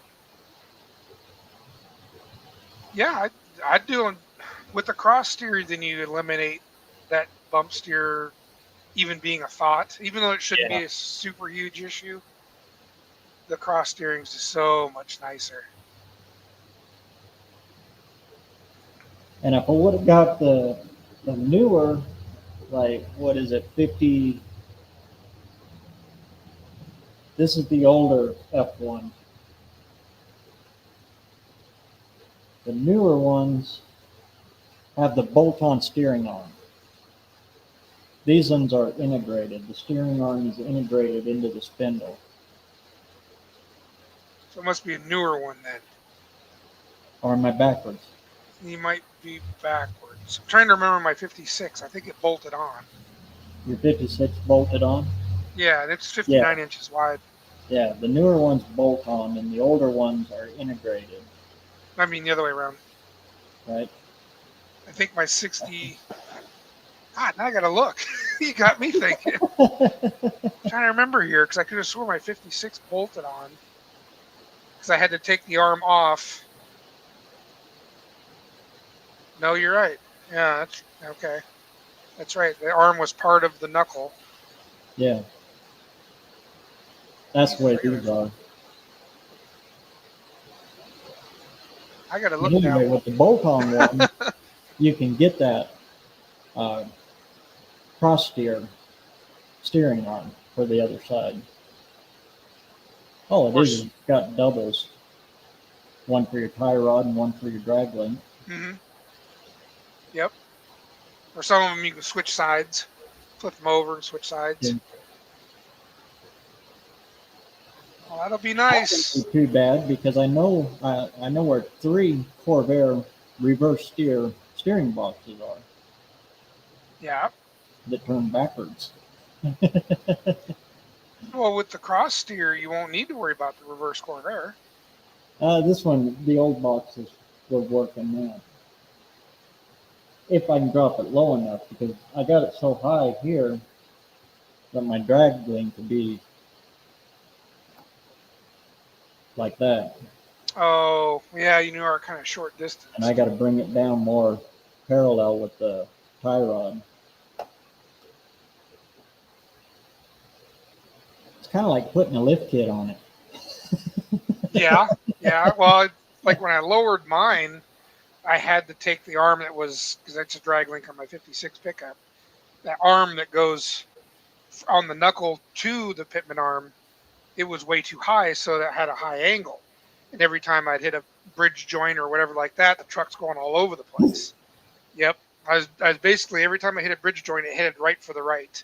So I just Yep. knew to steer into it when I hit the joint, but sometimes you don't see that stuff coming. I said, I need to fix this. Once I lowered that drag link level, everything went away. Yep. But I had to go down with the arm instead of up. And there ain't a whole lot of room, especially on a drop axle, because you're trying to squeeze it in next to the axle because it kind of loops around it in a way, I guess, because the link goes past it. Yeah, not a whole lot of room when you're going down. A lot more when you're going up. And as long as you can keep them on the same plane, they're just fine. Yeah, the alignment dude told me level at ride height.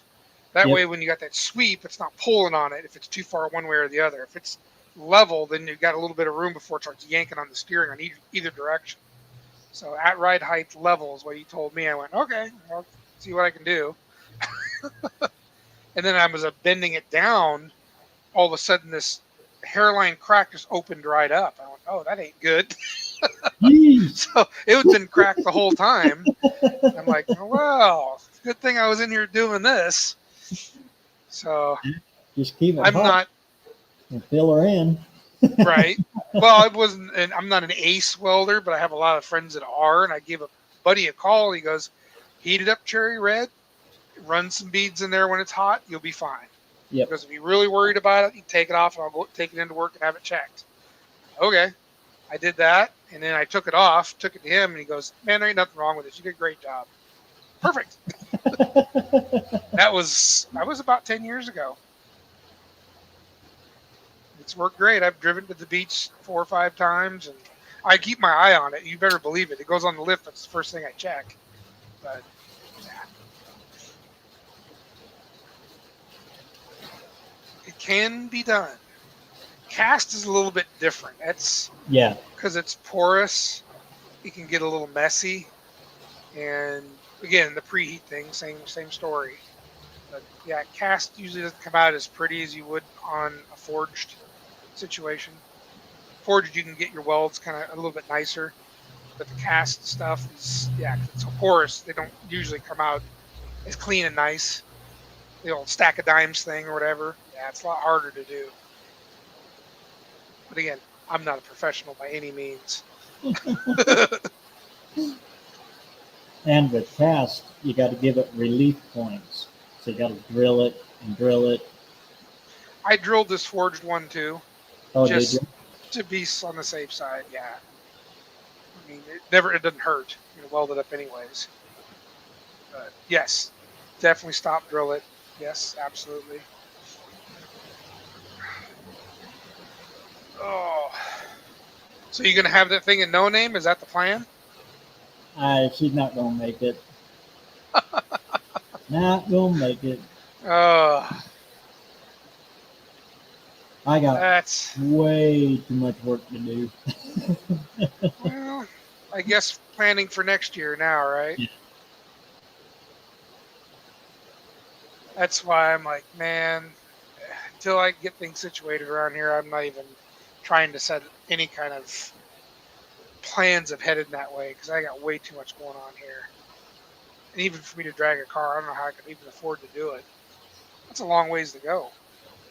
I'm still going to try to get down there just for spectators, but having a car there, it ain't happening this year.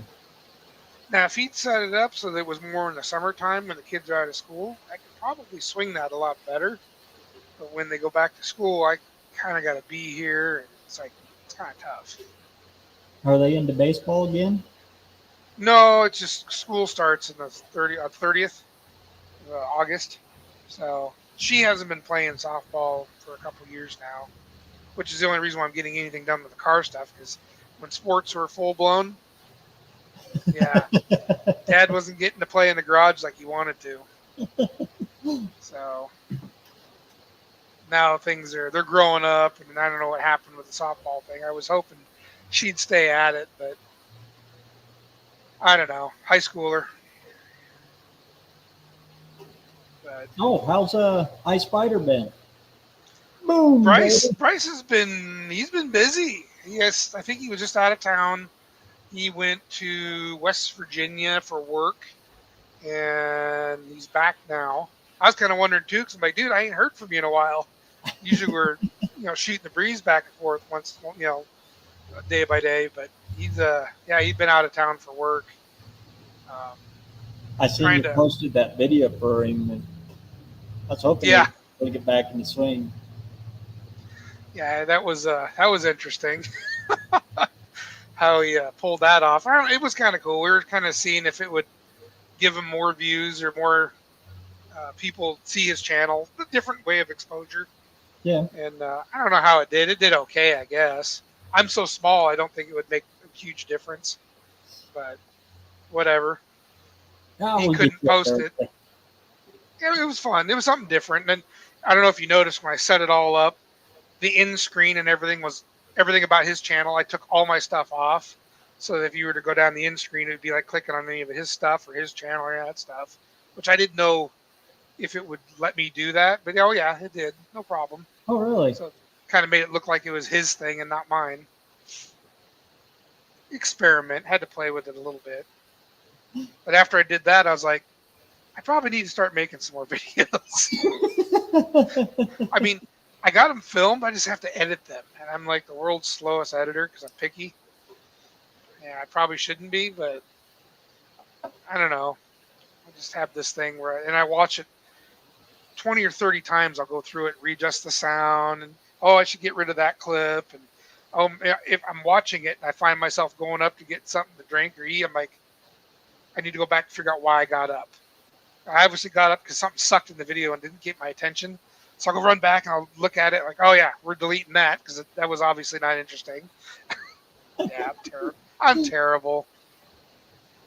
But I don't know. I get compliments on it when I'm done with it. It seems to keep people captivated. Maybe it's worth it in the end. It just takes forever. And my filming skills were really bad in the beginning. Really bad. My problem is I get too busy and working. I'll forget where the camera's at. I'll go back to edit it, and I'm watching along, and all you can see is the back of my dang head. Yep. Yep. Well, or I'll be at my dad's shop, and all my camera gear's here, and I'll get into something interesting there, and I'm like, oh, I got to shoot it in my stupid S9, which is like ancient, and the sound on it kind of acts wonky sometimes, and the video's kind of, when I put it in the editor's flashing this thing, weird frame rate. I'm like, oh, great. And I don't know. If I had the cheddar, I'd get me another GoPro and leave it over there, but we make do. But I'm spending more time over there than I am here, and my shop's turned into a disaster. I'm trying to get the internet finished out there, plus a few other projects, and then whatever else is falling apart here. It's hard to be two places at once. And then the regular 9 to 5. Got to pay for all this crap because ain't making none of it on YouTube. That's fun. In 6 months, you get enough for a French fry. One. It's pacing along with the price of food going up too. Good Lord. Yeah, my eating out days are done. I had a big problem here. They're putting in a big wind farm just up the road from me. Oh no. All the construction, they've been cutting a new road up through the mountain and stuff, put up all the windmills and stuff. I don't know what they did, but they knocked my internet speed down to next to nothing. Really? I've been fighting with that for a while. My Did speed, they put it in? boom, boom, boom, boom, not bad. Did they? They didn't build any new houses around here or anything, did they? Or new Oh, they're doing development? that too. Everything is just growing here. Because I know here we had a few tracks go in a couple of years ago. Basically, where my house is, there is a lot of 5-acre lots like down the road for me. Well, I'm between a couple different little, like, so I don't know what you call them. It's just like hubs of housing, I suppose you'd call. And then there was large acre pieces between them. Anyways, they basically bought them all out and developed them all, and everything. My water pressure, my internet, everything went, down when they put all those subdivisions in. And like cramming 30 houses on 5 acres is ridiculous. Yeah. But yeah, I'm wondering if that's what might have happened to you too. Is they've plugged in more people on your internet, sucked you down to nothing. work? You think the windmills are on that same deal so they can control them on the I same don't know. internet? I just noticed it when they started cutting the road, and I got gravel trucks and Or they cut your everything. line all together and now it's spliced crudely. Probably. Get a little electric tape. Oh, that'll do. Go, go, go. Go, go, go. We were grading an alley in town, and usually when you're grading it, you're just taking a layer off, getting it level again, and throwing another load of rock back on it. Or going along the grader, and all of a sudden you start seeing these wires pulling off the houses. I'm like, what the hell's going on? Freaking Comcast only buried the wire about 3 inches underneath the rock. Oh, so of course we call those guys out after we get the alley graded out, and they're mad at us. We're like, look, dude, that's supposed to be 6 inches below. Have a good day. And we left. This is your problem, not ours. Yeah, it's ridiculous. Yeah, So when hopefully they first didn't brought damage your internet line. to the house, when I'd mow my yard, I see little glimpses of orange. And it was Oh, the cable that they run from the house to the pole. They just scratched it into the ground. I mean, barely scratched it. well, have you seen them put it in? Have you seen And how then they do it? no, I never did see them put it in. I was You know gone. the edging shovel you can buy? I watched a guy do it. He just ran along the ground punching the edging shovel in, and then he took another, like a blunt-ended one, and forced the wire down into it. Oh, Lord. I'll bet So you that's exactly what he did.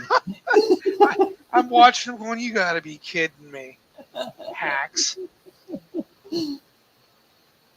Unbelievable.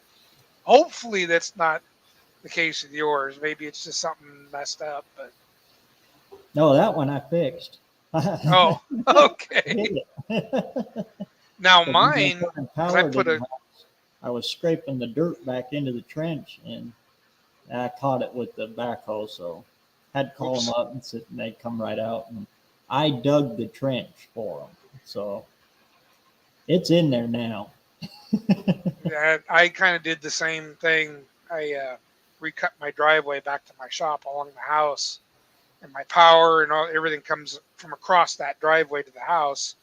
Well, power, of course, is in conduit, but nothing else was. So I went ahead and put everything, 3 feet down, 2.5, 3 feet down in conduit. So should not ever be a problem. We hope. There's even a phone line in that now, even though I probably never ever use a hardline phone again. See, You got one? I still have one. It's for those times where I get a little crazy with my cell phone or I break it or whatever, because I'm kind of hard on these things for some Oh reason. Lord, yeah. Oh Lord, yeah. And I can't not be without that with work, I go through a good 2-3 a year. This one here has actually lasted me a lot longer than I thought, this S9. And it's the one that has that curved edge on it. And when I first got it, I thought, man, that ain't going to last a week. But it finally has a couple cracks in it. I've had it for almost 3 years now. What do you do? In fact, this new one that I got, it's over there. I was trying to use it for a second camera, so you get a good look at the front of it. But boy, when I plug that in, it gets one heck of a feedback going. Oh, really? But when I took it out of the box, I was taking it out of the box, brand new, slipped and went right down and hit the concrete and broke the lens. Oh, no. I didn't even have a chance to turn it on yet, and I broke it. Oh, jeez. Well, that's too bad. Did you try and get it warranted? Say, hey, look, it was like this when I got it. Oh, at this point, I don't even warranty Yeah. them. I just get those cheap ones from Walmart and call it good. Probably a good idea. I know I'm hard on them. I buy the insurance, and I think I've only been canceled on once. I've been think told that a was- few times, this is the last one. Oh, man. For how Well, long? The next 9 months. And I never thought about it because I used to have my phone near me, like when I'm cutting or grinding or welding or whatever, and I never actually thought about it. But the microphone's got a magnet in it. Yep. So as you're grinding and all the shavings are flying around, guess where they're going? Yep. Idiot. The microphone kept getting worse and worse. Like, why is it doing that? So I've learned to keep that thing far away from. So I got to dig in there with it's a vacuum that hooks onto your air compressor, your air line, and it goes down to almost a needle. We used to use it for vacuuming out cars and stuff when oil changes and what got you. I can get right in there and suck that out of there. It works okay for a little while, and then I do it again. I found an air blast helps too. You get a good air blast in there at the right angle, it'll cause some of that stuff to take off out of there. I don't know. It's still chugging, so I'm going to look at maybe getting another one. Walmart might be the answer.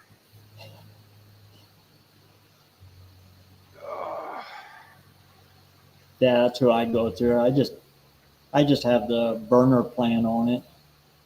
The wife, she's got the good plan. And then I run everything through the Wi-Fi on the house. So yeah, that's what I'm trying to set up because my Wi-Fi is actually sitting right here. The house is, or the shop's about 100 and a half feet between here and the shop. This thing here, if I got a door open, I can get a signal. It's kind of weak, but when I shut the door, I get nothing. So if I'm in the shop, I got to have something out here to kind of boost the signal. So I ended up getting one of those. I don't know what you call it, but you hard line it out to it, and then it boosts the signal and it makes another Wi-Fi out there, like a hub or something. Yeah, a hotspot or what they call it. Yeah, kind of like that. So that's why that's what started my project out there, which cascaded into many more things. So Well, I'm working on getting that power out there, right? You're running. My dad, he got one of those Wi-Fi extenders that plugs into your power, and then it uses your power lines to run the internet. And it plugs one in by the router, and then my shop is on a separate meter. Oh, it's on a separate meter. Yeah. So it wouldn't. I don't think it would work in the same fashion. Yeah, it's got to be wired. I wanted a full 200 amps. So the only way to get that was to run a whole separate line and meter to that shop. Otherwise, I would only been able to get 100 amps off my house to the shop. So I ran a separate meter. And this was, mind you, 20 years ago when everything wasn't god-awful expensive. I'm glad I did it then and not waited till now. Oh, no kidding. Ugh. But, yeah, because I knew I was going to be running electric heat. I would eventually have the lift, which I have, and welders and everything. I wanted plenty of power. I just ran 100 out here.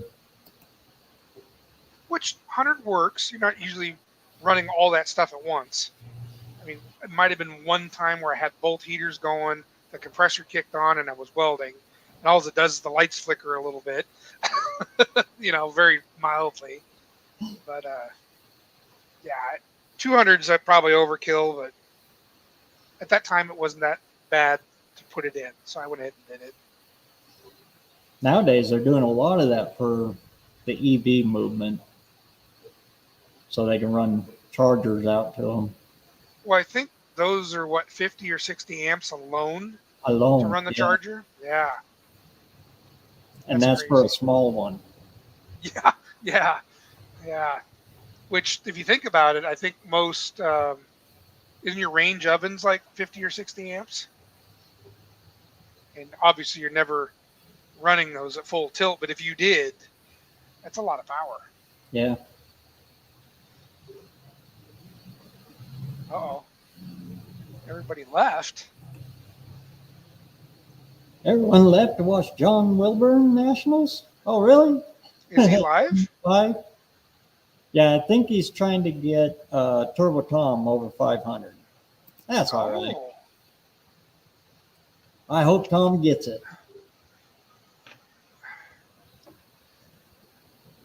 I want to see coming up quick. Ford race a U-Haul box truck. Nice.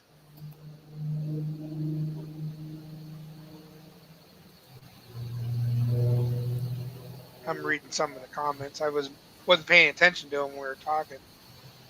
Oh, there's ASO. ASO's still here.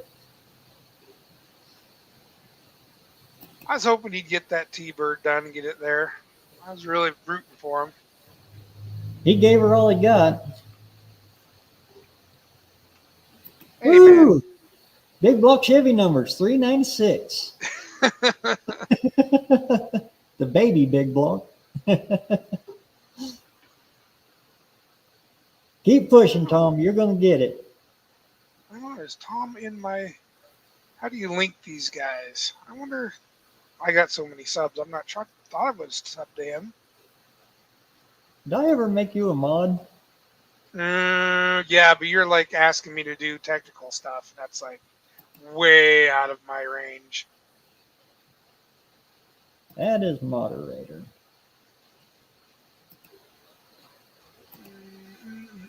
There, you should have a blue wrench. Ari hooked us up. Yeah, I'm subbed to him. That's what I thought. I see his posts. Sometimes they show up when I'm subbed or not. Yep. Wow. When I go on that screen, I am really pixelated. Yep, my speed has gone down to next to nothing again. Oh. Have you called those guys and had a chat with them?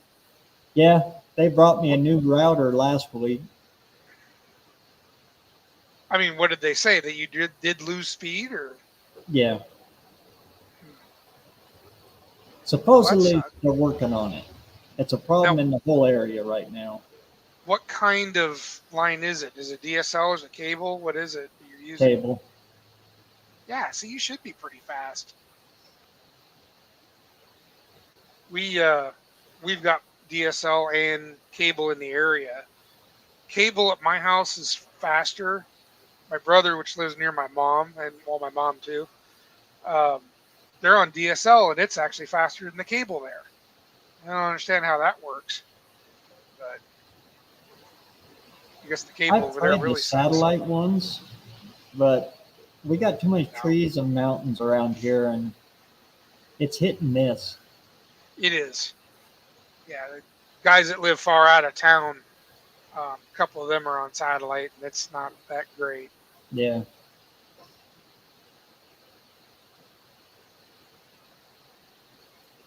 And the wife's probably in there watching reruns of Grey's Anatomy too, so that's probably sucking it down a little bit. Good Lord, that show ran for a long time. Oh, Lord. She watches that, and I come out here and I stare at rusty junk. I've been watching a lot of older movies, like car movies and stuff. They've been popping up on YouTube. And if you don't mind the commercials, they're free to watch, you know. Uh-huh. So I'll catch myself flipping one of those on. Like I watched Corvette Summer the other night. Oh, really? You know, yeah. I haven't seen Gumball Rally and yeah, it's kind of cool because some of them I have on I've been buying the DVD that I had on VHS, but I was trying to find all the DVDs to these older car shows. Yeah, they've been popping up on the YouTube lately. So you should catch it. I remember somewhere I came across Death Race, the original one with David Carradine, and I think it's Sylvester Stallone's first movie. Way back in the early 70s. That was actually pretty cool. You know, those were good movies. All those 70s, even you can go back to 60s, 70s, 80s. I think those were the best movies made. Newer stuff's so regurgitated, it's disgusting. The original Gone in 60 Seconds. Yeah, people that seen the remake of that, they were obviously thinking that was the only one. I'm like, no, you need to go watch the original one. That car takes a mother effing beating.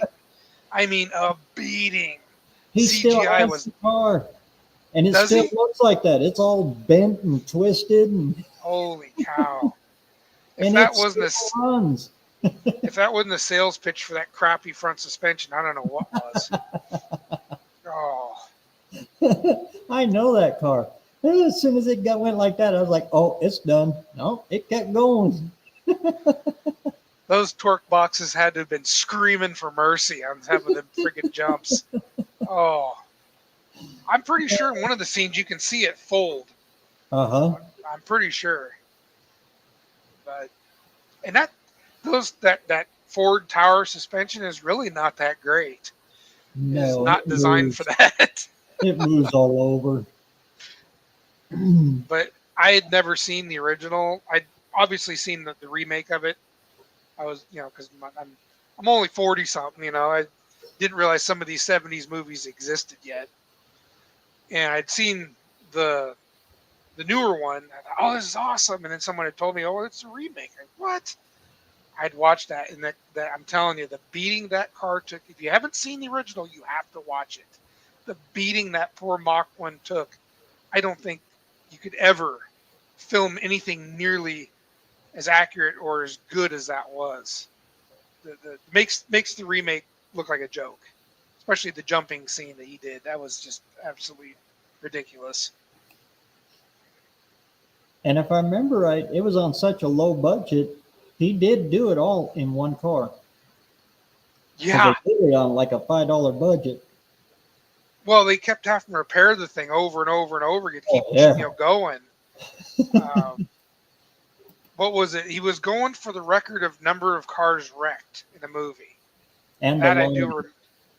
Yeah, and I think he got that. And then I know he preceded it with one more movie. What the hell was the name of it? It was like the sequel. It didn't have the same title, but it was supposed to be like the sequel to Gone in 60 Seconds. What and was now it's all that.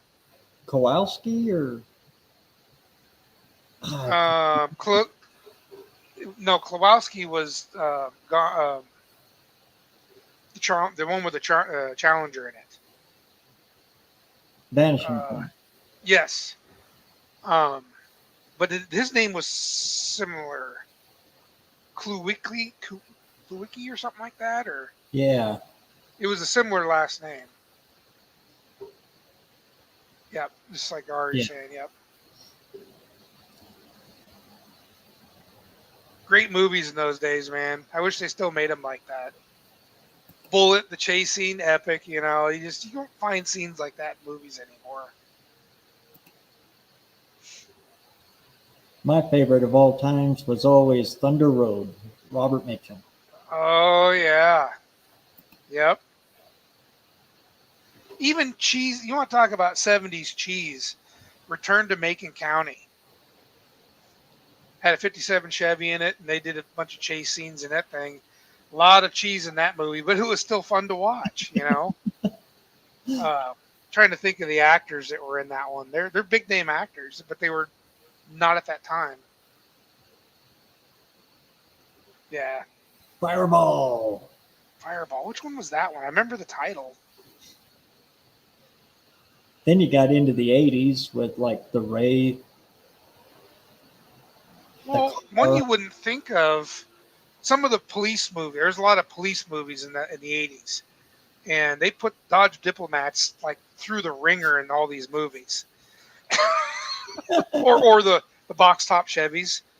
I mean, you wouldn't believe Caprices could do some of the crap they did. Watch another 48 Hours and tell me not to go buy a Caprice. That was a good movie.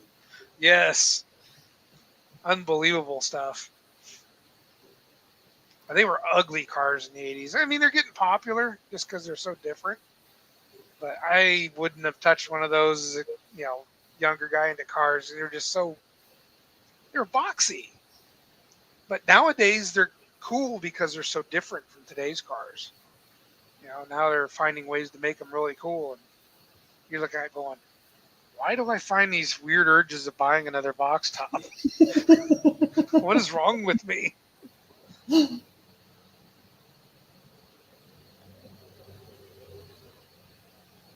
glasses are actually two separate Caprice windshields.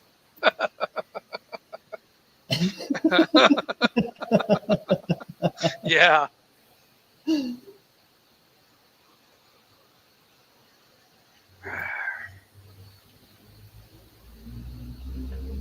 Yeah, good old classic car movies.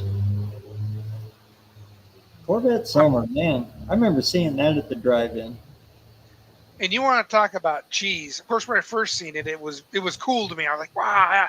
The more you watch it, the more you start picking up on everything in the background and all the other stuff, and you're just like, oh my god, this movie is really not that good, but it is good. you know, it was cheesy. And Mark Hamill, you're always going, what are you doing, Luke Skywalker? Because you always think of him as that character That's rather me. than, yeah. But that was kind of a good, And if all you the never lived. ground effects they put on that poor Corvette. I used to think it was just the coolest ever. I see it now, and I thought, oh man. Well, it's still cool though. Everything but the bow tie brake light was not a seller for me.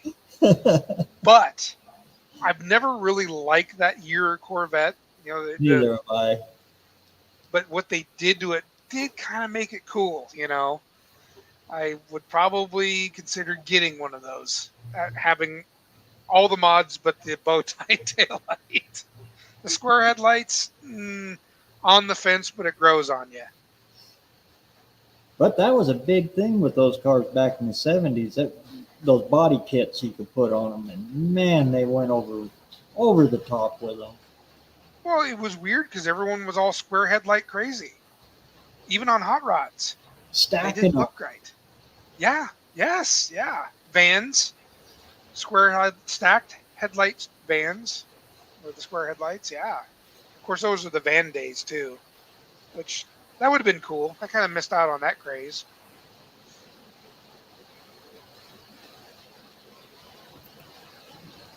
I like Corvette implements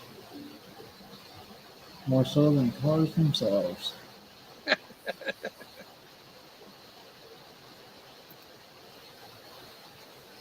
I actually like the generation just before that body style. Um, The which would have Stingray, been, original first gen Stingrays. oh, okay, right.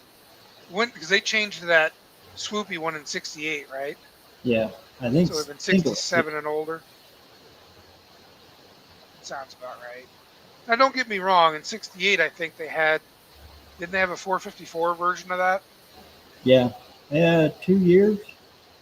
'68 and '9. Yeah, So that would have been kind of cool because I know by '70 they were toning it down with this small block. I think.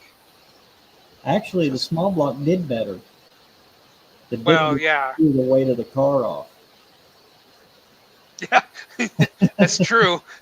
Light freaking Corvette with a gigantic big block in it. The weight alone was killing its performance. I could see that, but nothing beats the earlier ones. I mean, I'm kind of more partial to the 62, 63, 62 probably more or less. Dual headlight.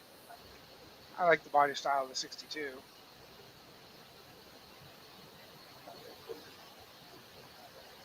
But that was Corvette. Chevrolets. Way out of my price range. Way out of my comfort zone.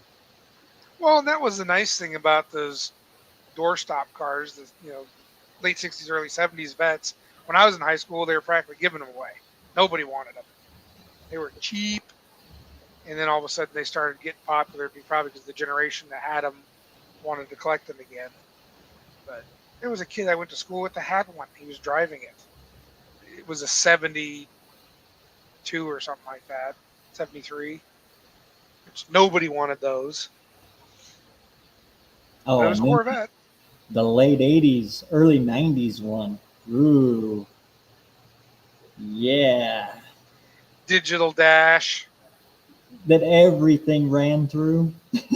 Yes. That's the first thing you ask about an 89 vet. What's the dash like? Well, it flickers a little. I don't want Nope. Get me away from this. it. Well, that was the same thing with the caddies. They did the same thing. Exact The same thing. Yeah. 70, what was 78, 79, or 80 or something like that. They had the digital dash thrown in those things. And that's the first thing that goes out in those cars. And then the car is rendered useless. I Yep. mean, it runs and drives, but then nothing works. Yeah, no thanks. Cool at the time, and no thanks. But if you want a $2,500 Corvette, there you go. Because people run from them things. Well, you rip it apart, rewire it, put aftermarket gauges and stuff, and it'd probably be pretty cool. It's just a ton of work. And do you want to do it? Is it Or an worth it? 89 that's worth nothing. No. Put $10,000 into it and you'll get $3,000. Well, didn't a bunch of those go into the hole in that museum that caved in? Yeah. See, you just use that as filler because it's all really worth. Pave over those. God hated them too. That's why they're in the ground.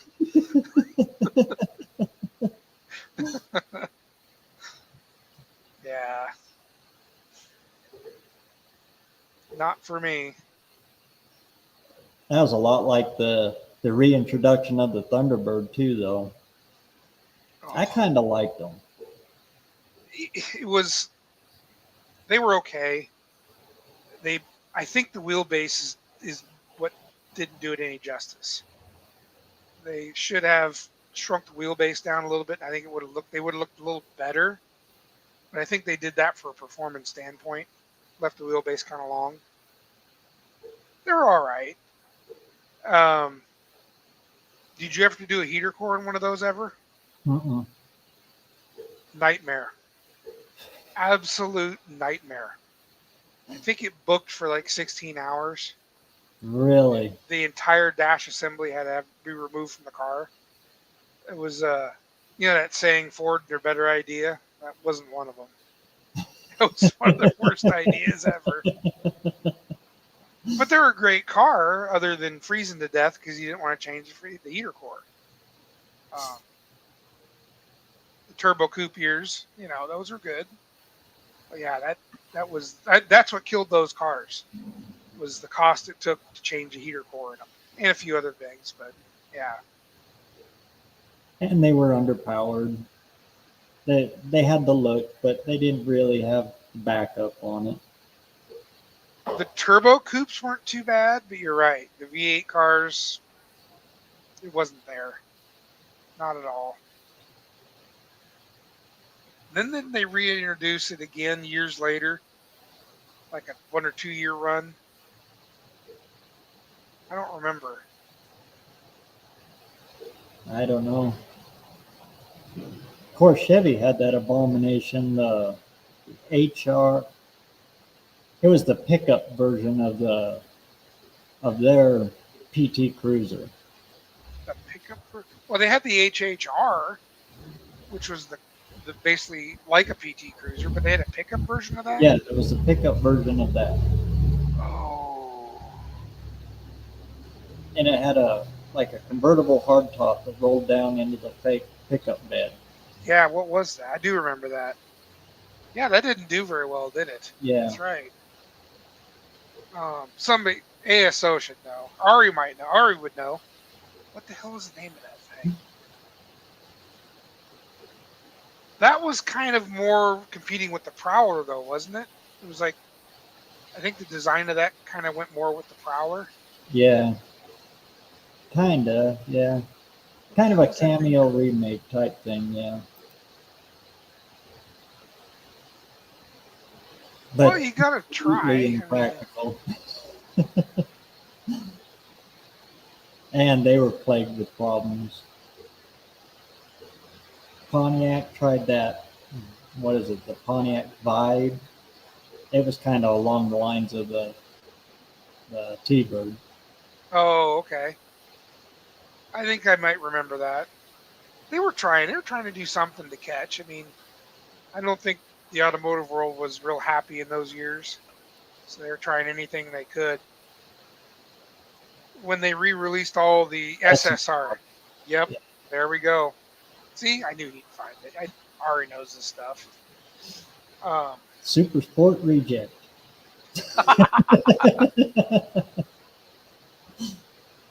The one that kind of surprised me that didn't take off was that all-wheel drive Blazer that they made. The twin turbo truck. Uh-huh. I'm surprised that one wasn't more popular. Typhoon, I think, is what it was called.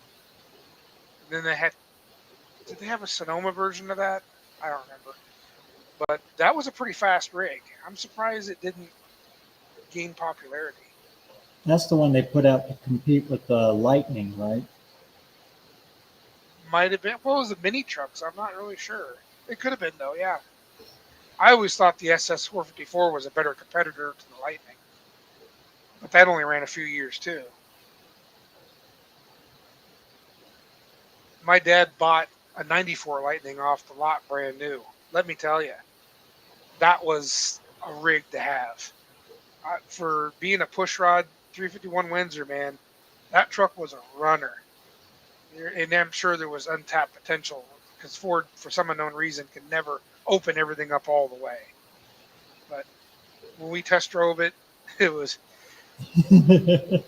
We went over to Portland to take a look at this one. I think it was Thomas and Ford or whatever.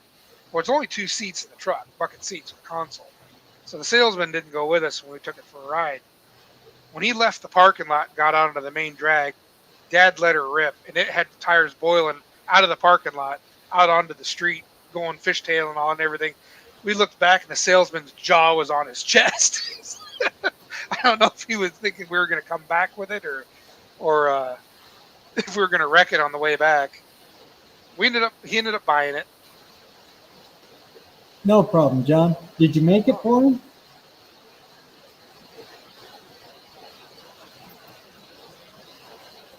A good friend of mine had the Harley Davidson version. You know, it had the later body style Harley on it and everything. It was basically a Lightning painted black and orange. Well, it was weird because that Harley Davidson, first the deal was it was a 5.4, and in subsequent years it became supercharged. So I don't remember if the Lightning was supercharged first. It must have been. But I think it was. Harley, yeah, the Harley truck, I think it became supercharged when it was still a super cab before it became a quad cab. And that's the year I would have liked to have had. That was another fun truck too.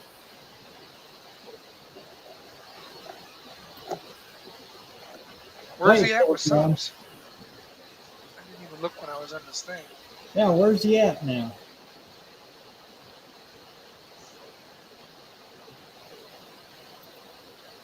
Does nothing special. Good to see you, man. Hey, man. First Responder Garage. What's going on, Damien?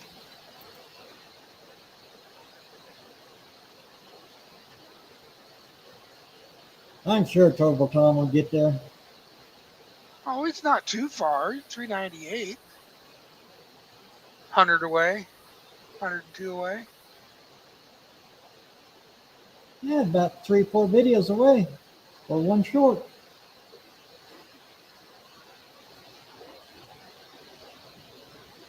Of course, shorts have kind of slowed down a little bit. Well, he's putting them up one every day. I mean, I'm looking at him. At least this last week he did. Yeah. So I think if he keeps up with that pace with the shorts, doing one a day, I think he'll do it. It ain't going to be a long short. YouTube recognizes that you got a regular pattern going, they'll push you.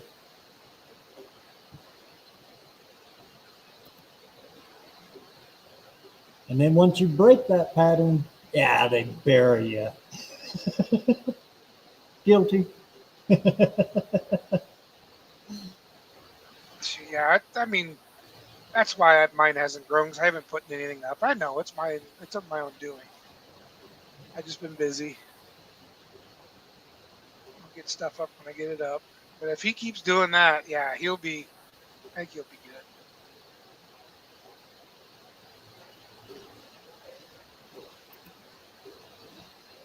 Yeah, I have complete faith that he's going to make it.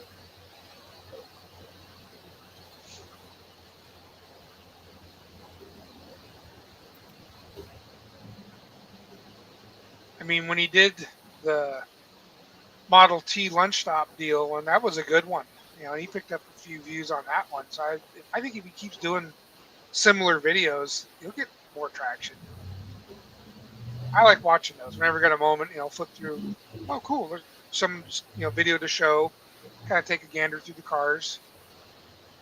I think you'll do good with that. And now that I got this set up in the shop now, I just hit play. Uh, if your guys' stuff is in playlists, and if I click on one, it'll go through every one in your playlist. And I just got it running in the background when I'm not filming and I'm working along in here. Yep. Another reason why I want to get in my shop and get it all set up. Yep. That, and so you don't have such a lame background when I'm talking to y'all. Uh-huh. This here sucks.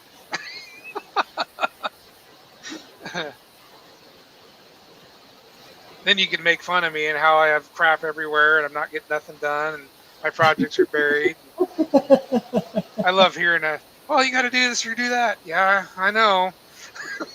I need to clone myself too. I love that commercial you did for the No Names last year. Oh, that was classic, man. Oh, yeah. Yeah, we didn't. No one really threw one together. It's kind of different this year. Of course, I know Jeff was trying like hell to get me to go, and man, this is hard. We'd love to see you out there, Ollie. I know. You're with us in spirit, I know, but got to get out there and shake a hand, man. I know.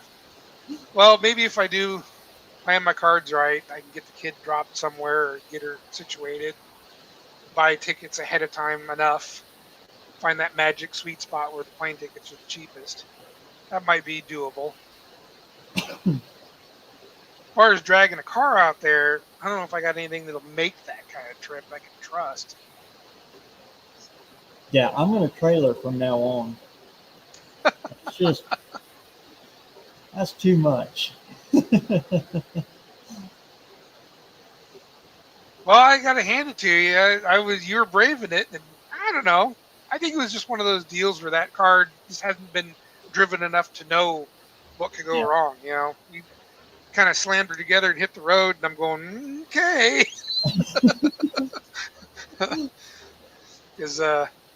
But you don't know. You have to drive. You have to put a good 1,000 miles in the thing around town.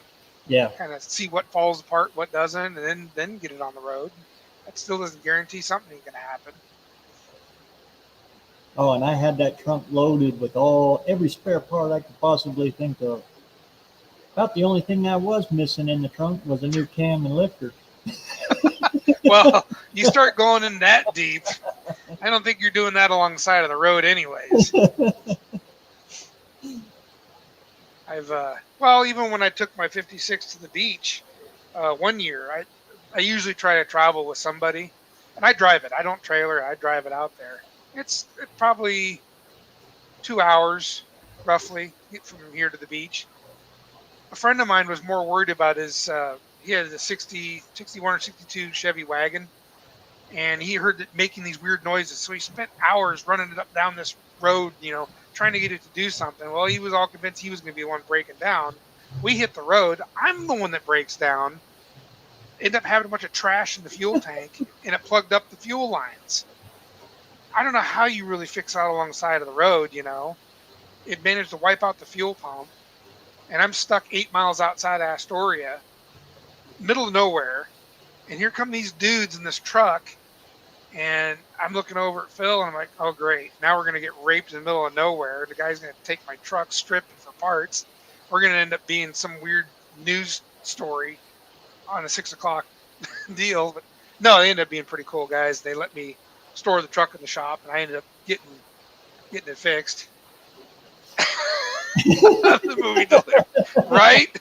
Well, I thought we were having a deliverance scene on the way to Astoria. Holy crap. Woo.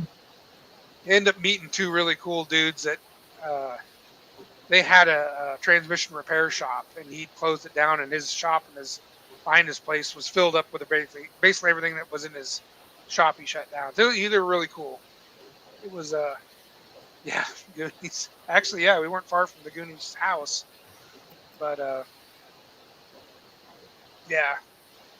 ended up being all right. Got it fixed, got it going, and my rod bearings are starting to let go on. It was a used engine, and I ended up finishing the trip with a quart or so of no smoke. I don't know if you've ever seen that stuff before. Yeah. It was the thickest goo I could find in the Didn't store. see it. I poured her in there, Yeah. and yeah, it quieted it up enough to make the run home. Actually, I got that stuff in my little Massey Ferguson out there. It works. It slowed it down from smoking because I don't want to split it. Do not like splitting tractors. Oh, Oh yeah, the shops the Griswolds went to. Yeah. No, actually, the dude, he was pretty. He was he'd just gotten out of the Coast Guard. And guy was funny as all could be, just telling jokes the whole time. Yeah, it was actually, we got lucky and ran into a couple cool guys. Otherwise, I was, when I left it there, I thought we're gonna come back tomorrow and they're gonna have that shop locked and my truck's gonna be gone forever. You watch. oh. Nope, they were cool. He goes, "Yep, use anything you need in the shop." And I'm looking around like, man, it's got a lot of things here. Didn't have any. I needed a fuel pump and a few other little items, but yeah, he didn't have that. Back in, I was still in high school, got a 78 Toyota pickup, long bed pickup, the POS. Got it real cheap because their kids had playing and stuffed the gas tank full of Easter grass. That Oh, plastic. Oh, I tried everything to get that stuff out of there, and it still went through fuel pumps. We got pretty good at it, though. We'd be driving along through town, and she'd start chugging, and I'd drift off to the side of the road, and my friend, he'd jump out, run around, jerk the fuel line off, and blow through it, stick it back on, jump in, and go. wow. That had to have been an interesting trip.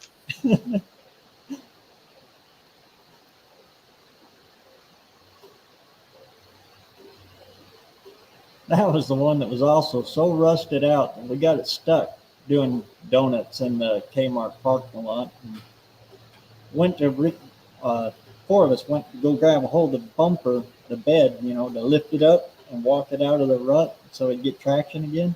The whole bed come off. Woo. uh, Does stuff get kind of rusty out there? I don't think you that salt one the came out of roads. Salt Lake, so Oh, okay. it was bad. I know ours, we didn't used to salt. We started using it about 10 years ago. But what does our stuff in is the dampness and the freaking fir needles getting into everything. Cowls, roof rails, window edges. That's what usually, floorboards usually go here. We don't get like the salt type rust you would find. I remember my aunt in Puyallup, Washington, gave me a 58 MG. All I had to do is get out there to get it. Went out there to look at it. It had about this much moss on top of the car. Yep. It was just a body, and rolling chassis is what it was. But yeah, all the wood, because they got the wood dash in them, was all stretched and yeah. Warped and resembled something, not a dash. Yeah, they get the pine needles and moss and shit on things. It just eats these cars alive. Trunk jams, all the cowl areas. Yeah, it's terrible. And if you live in this area, stop parking your crap under trees. Does not help.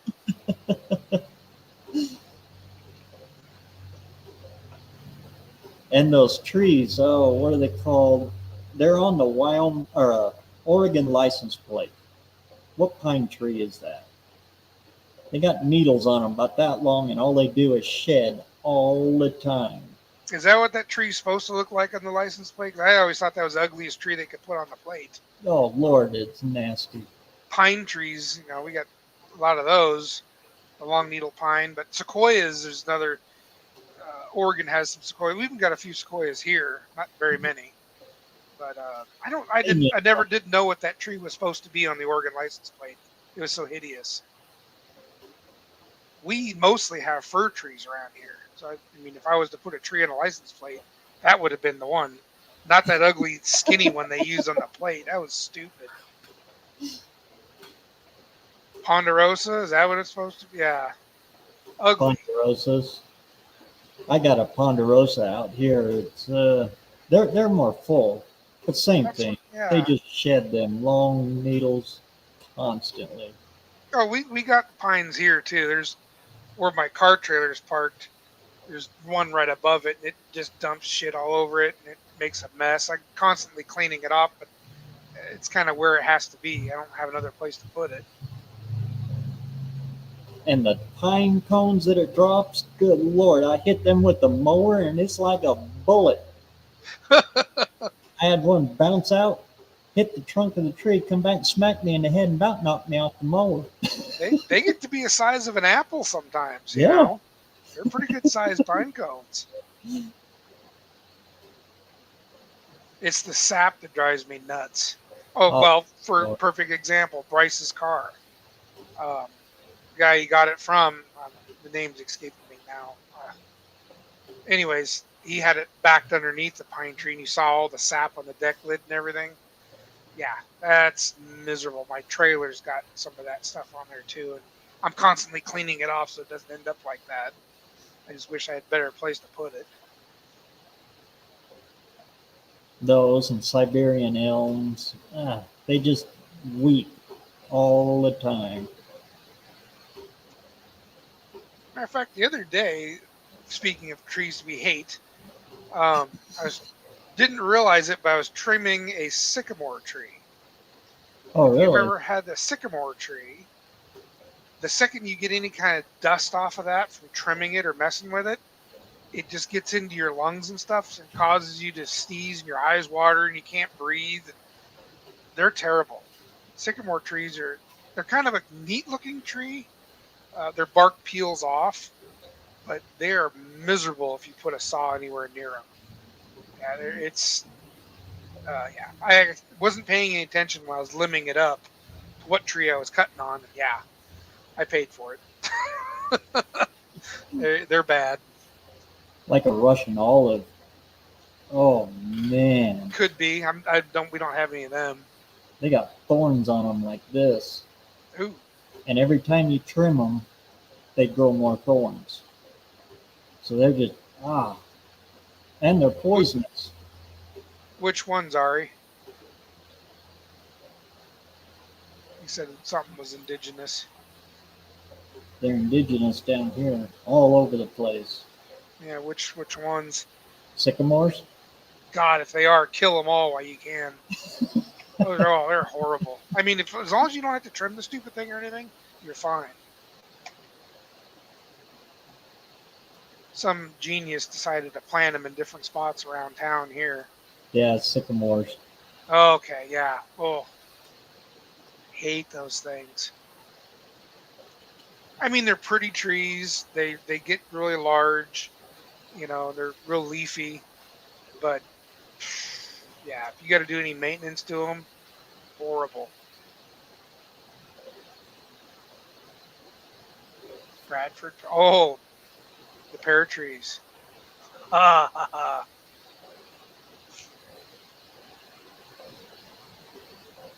And plum trees. Those fruit trees, they have the little shoots that come up. Like you start whacking on it, next thing you know, there'll be shoots coming up all over the yard. It's trying to survive while it's thinking you're killing it. We have plum trees like that. Oh yeah. Same thing. They go out a little ways and then they pop up. Yep.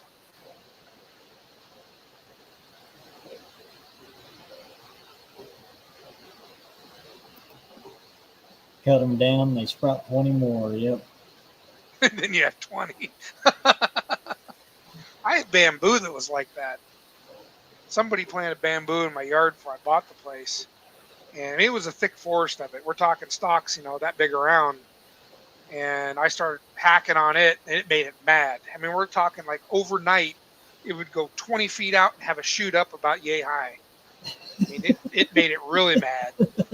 So I'm grabbing that thing and pull, because it goes underground a ways, and I'll rip it up. You'll see all these lines across my yard. So I'm trying to find it, yank it out as fast as it's growing. I'd never seen something grow that fast. Alien weed is what I called it. Oh man, the bad thing in your area though is those dang blackberries. Yes. Oh my God. Those things Yep. will actually grab a hold of you, suck you in, and Yeah, I've watched them take over cars.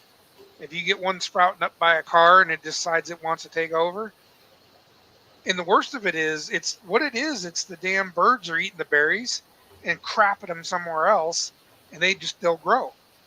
Fertilizer, the whole 9 yards is right there in the pile the bird just left. Yep, and you have to get after them right away. I mean, blackberries should be $1,000 a pound because those poor guys that got to pick them, they got to have a constant blood transfusion for them guys. Well, I think in the farm environment they're a little better controlled, But if you let them run wild, yeah. Because we had a berry farm behind my Flat out on parents' the ground. place. Yeah. Well, then they start going up. Once Yeah. they've got as far out as they can go, or they'll go into things. And it's some of the wrecking yards, if they didn't, the older yards, if they didn't take really good care of them, or they didn't have a bunch of goats, because goats will eat the crap out of those things. Briars and all, they didn't care. If they didn't do that, then their yard would start getting consumed and cars would be disappearing into them, They just spread like crazy around here.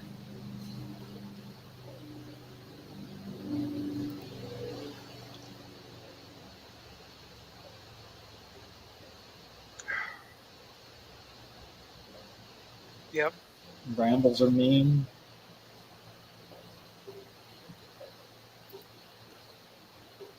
What's going on, Nick? Good to see you. He's got something pretty cool going with an Astro van. Oh. Very nice. That was one of my favorite minivans. Whoa, that's strange to say. That was one hot little mama rocket right there.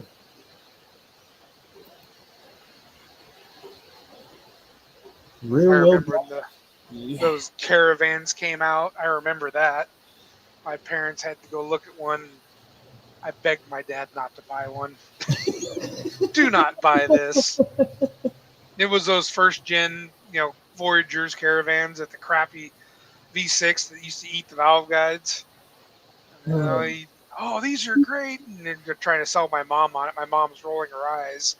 She didn't want this thing either. It was something he was trying to talk her into. And fortunately, he never did buy one. Thank God.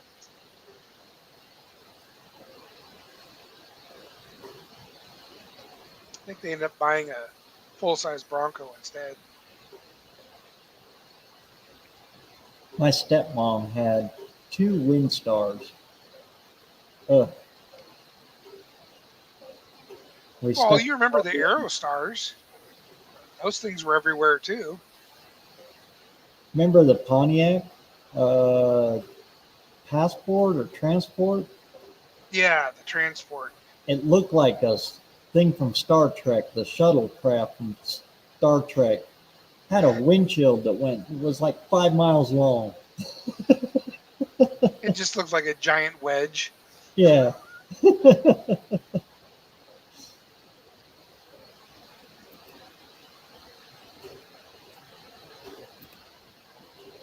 Everyone needs the headache of the Aerostar. Hey, the one good thing about the Aerostar is they're now like the premier donor for front coil springs and a lot of different Fords.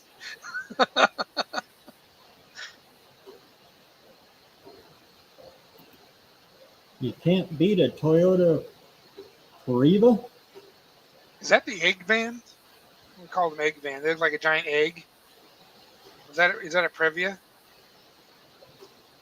I can't remember the name of them. My shop teacher Absolutely love those stupid things. The Lumina, yeah, I think the Lumina had pretty close the same as that Pontiac did.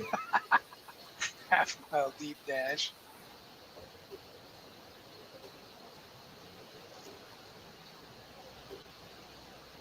You know what I remember them selling a ton of back then was the Mazda MPV.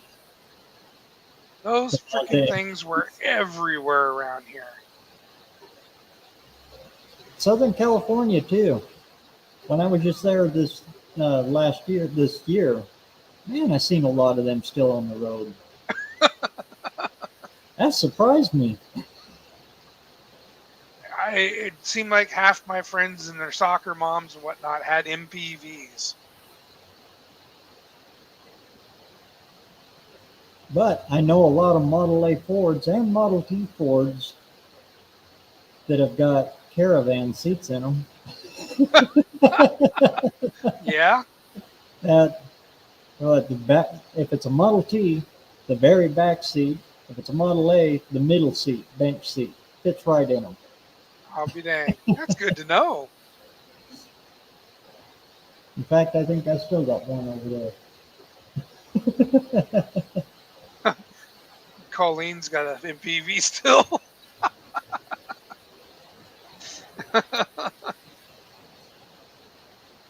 You can't kill them. You just can't seem to kill them. Those were good years for Mazda. Late They 90s, do early make good 1000s. parts running trucks, though. Those Mama Rockets, you take all the seats out of them. Oh, nice, clean, open space in there. Run to the junkyard, grab an engine, slide it right in there, close the door, boom, you're gone.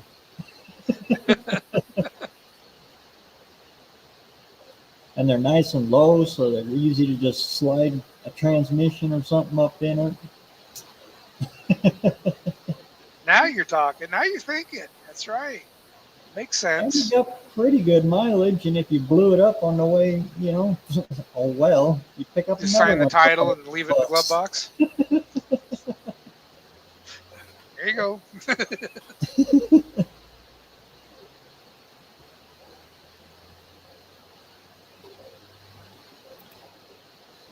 Yeah, my great grandmother had one. She bought one brand new.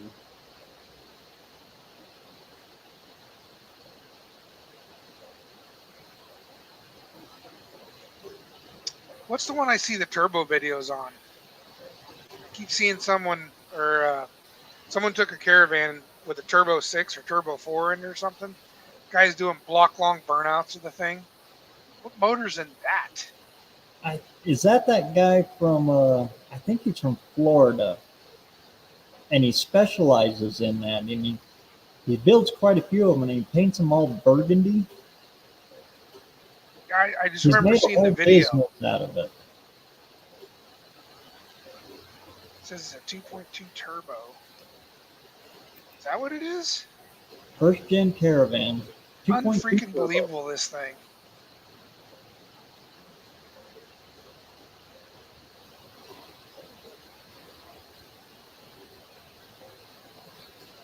Yep. Okay. Folks that own them are always tacking their.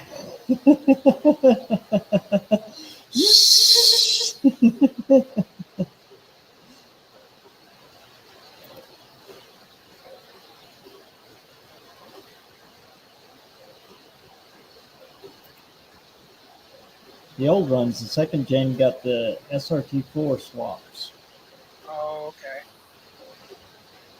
Yeah, I remember seeing that video. And I was like, holy smokes, look at that thing. Just cooking the freaking hides on that sucker. Going to the grocery store.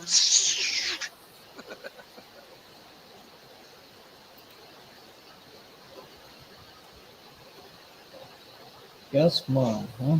He set records back in the 2.2. Very cool.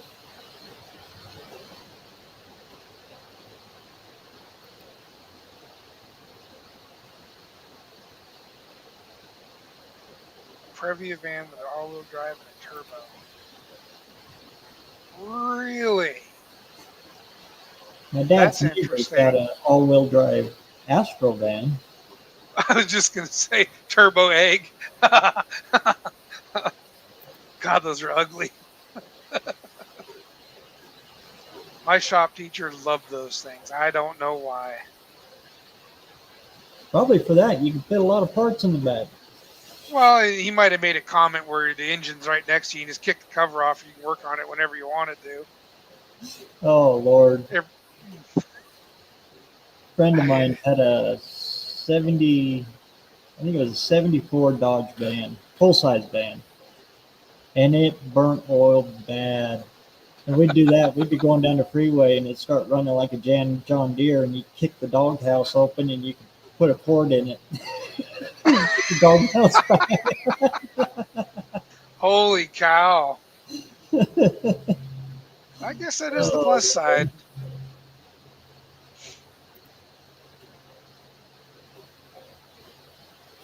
that little 318 was on its last leg, but she kept going for another 2 years like that.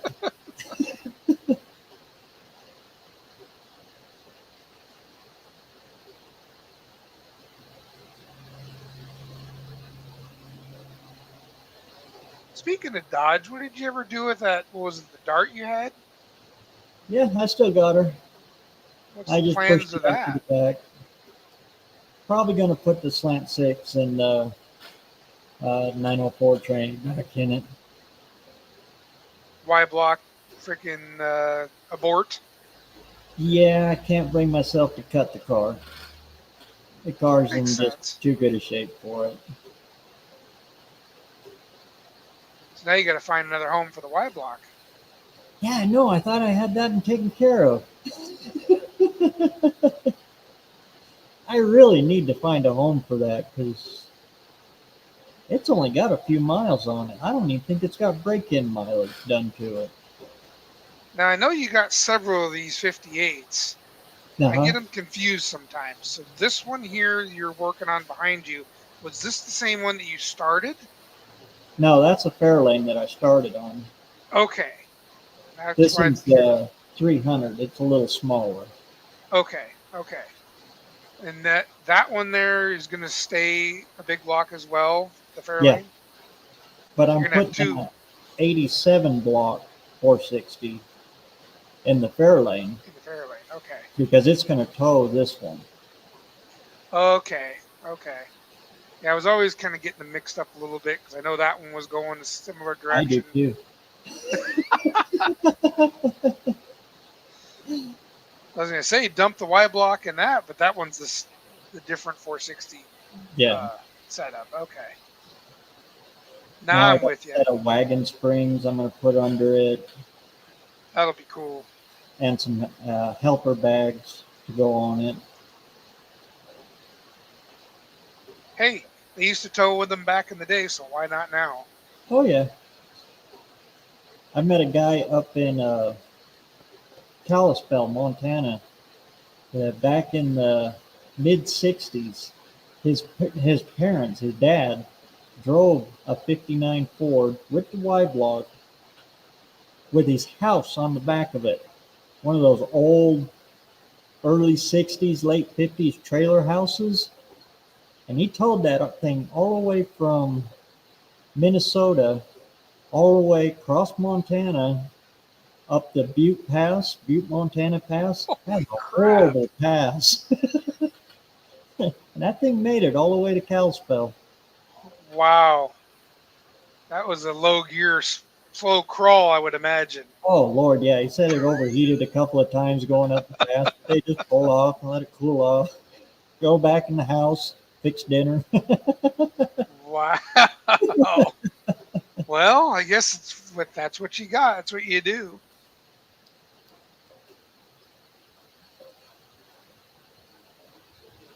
But it was a '59 wagon, Ford wagon, '59 or '60.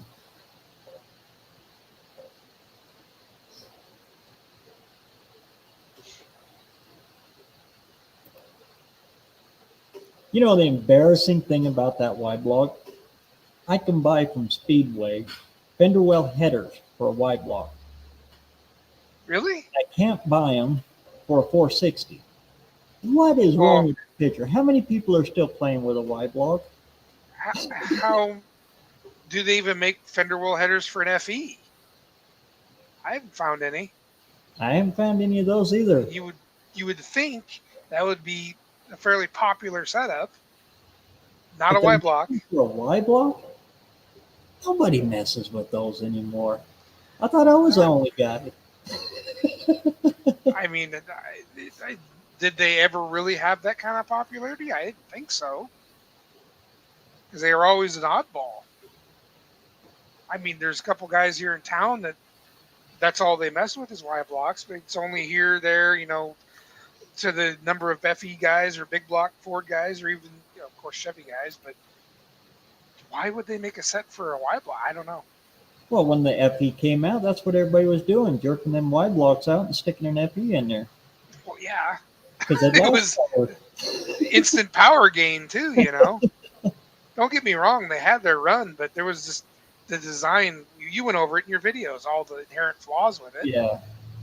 It was doomed from the start. Weird screwball port design. Non-pressurized oil system. Oh yeah, the oiling system was the major problem.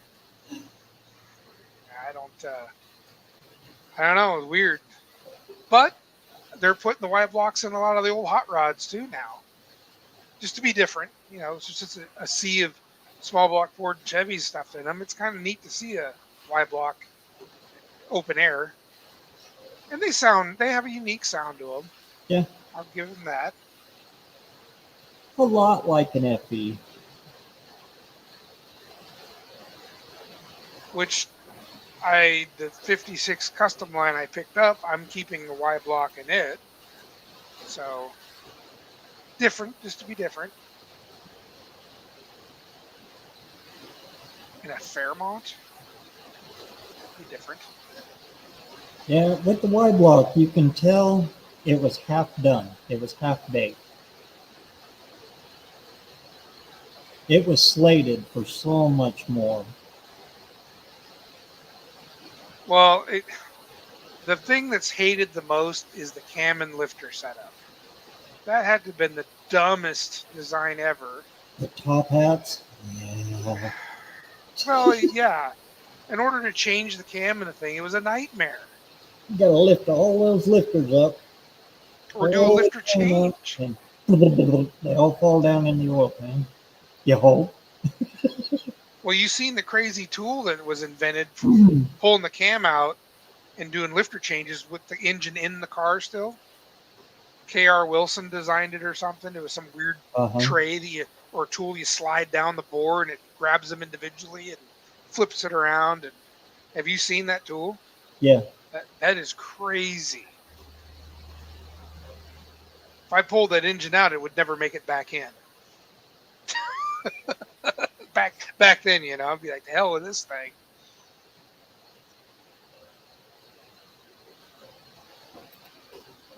Yeah, they are a cool engine. And they actually breathe pretty good. That's when Ford got exhaust right. And why they didn't continue with that, I don't know. It shoots straight up out of the valve, straight up.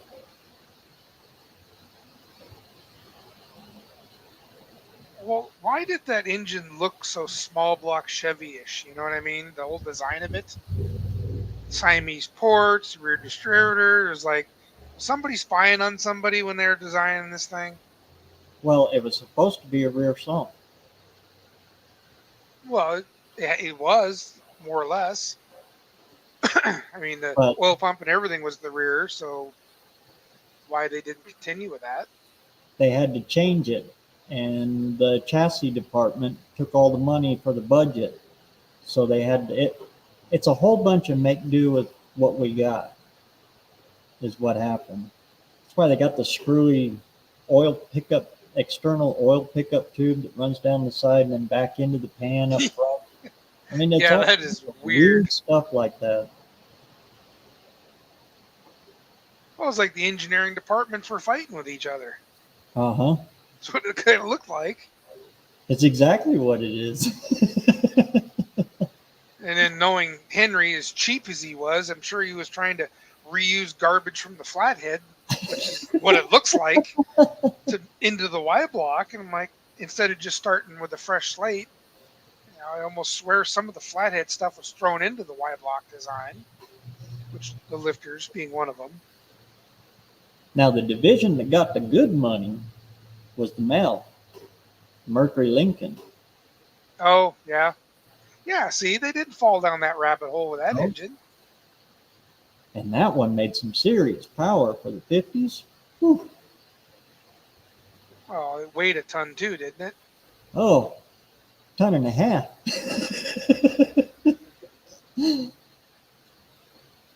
The 430 Mel, the Marauder, oh, and the Super Marauder, that's my favorite engine all times. Never messed with one. You don't see very many of them. They're just kind of almost like dinosaurs in a way. But They they existed. stuck it up to that nasty slush box early automatic transmission, and it wouldn't hold them. Oh, the MX. Yeah. Did Bert, they ever have a manual behind those at all? Was it ever an no, option? never was offered with a. Oh, interesting. Man, that sounds familiar. Uh, that's why I snatched a hold of that other 460. It's got the old conversion kit already on it. The spacer plates for the bell housing, Mm-hmm. the cast bell housing. I Well, they slipped they the had a top 4-speed loader up behind the in there and put 429. it in. It's just the cast bell was only on the truck bell was only on the modified in the 400. But they had a 4-speed aluminum bell behind the 429s because you had your Torinos and whatnot that had the 429 4-speeds. Just the numbers make that one worth huge money. Huge money. So you can't get your hands on them. And that one, you don't have to use the spacer plates. But like I said, trying to find one and get your paws on it, not breaking the bank. I've got a later one, Yeah, the cast but iron. it's external balanced. The later aluminum one. Well, it's on that. From the 80s. Yeah. Yes. I don't. As long as you have the correct flywheel on it, it should work just fine. Yeah. Well, I got a. In fact, it's right there. I've got a high performance clutch pack that's zero balanced out for a 460. Well, just use the external balance flywheel and have the balance taken out of it. Yeah, that's what that one is. It'll work just fine. But I've been looking for that bell housing or the kit to go with it for a cast bell housing. But Just in case it comes apart, I got a little bit more in there holding everything in there and off my toenails.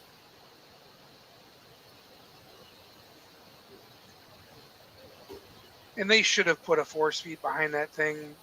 Oh Lord, yes. So stupid that they didn't. I mean, I don't understand that. Yet they'll put it behind the 400 or the 351M. Oh, And Tim Windsor's in the house. Full drive. I mean, there was all kinds of weird stuff they did with that 4385.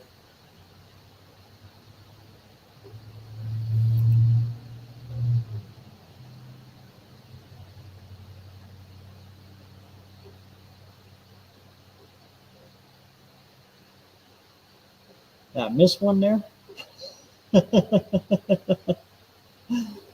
I get rambling and forget about the chat over here. I'm sorry, guys. I was trying to keep my eye on it. I seen Tim slid in. Tim Windsor, the nicest guy on YouTube. There you are. Tim is everywhere.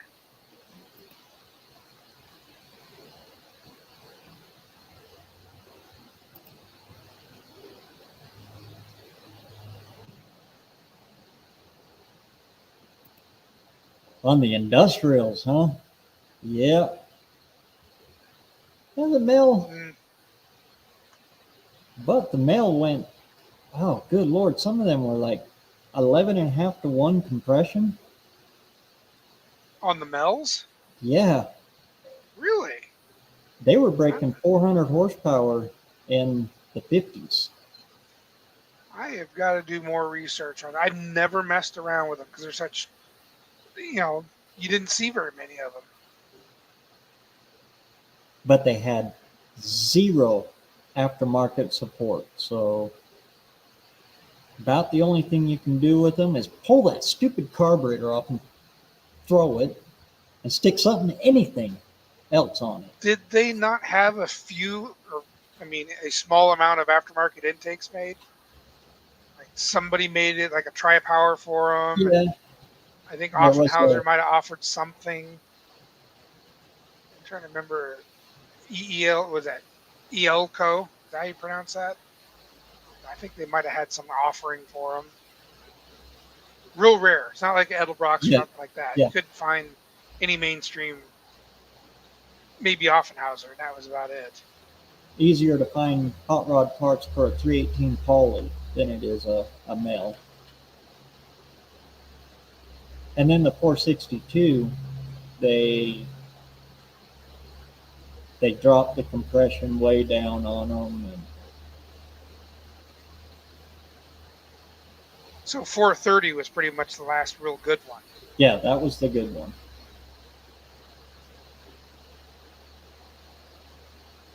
.462 heads will fit on a 385. Will they? But then you're stuck with a custom-made intake. About time I learned how to TIG weld. Everything is the same, but yeah, I looked into that when I was looking for heads. But I honestly, Mel's are like foreign territory. I've never played with them.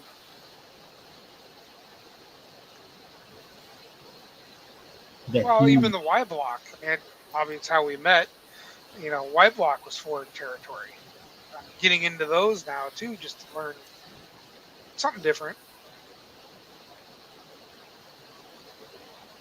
Yeah. They definitely called it the hand of God. Those things got so much torque that you don't shift. You just push the gas down one.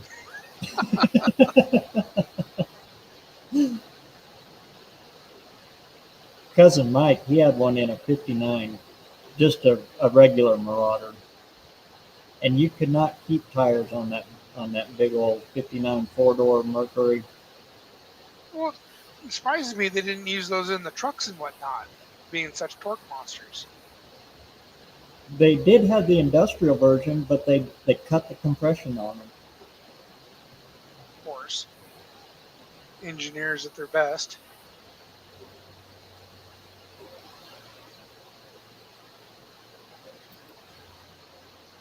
Probably, but it'd be the exact same. Then you'd be right back to a custom intake, and they're a wet intake at that.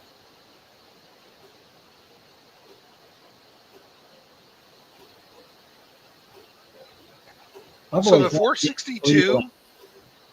462 is very similar to the 429 460? Yeah, bore spacing and all that. And in fact, the head bolts even line up, I guess. I'll be damned. According to internet forums. Oh. So old Dano's going to have to find him a 462 and see if this stuff is the real deal or not. But I guess the intake ports and everything are completely and totally different. And so then you're playing with that.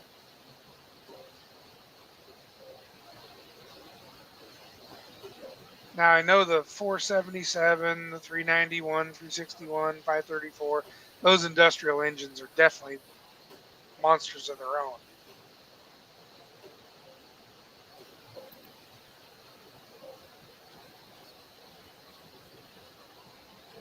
I've always wanted to get either a Cleveland or a modified, 351 modified, and play around with a custom intake on them.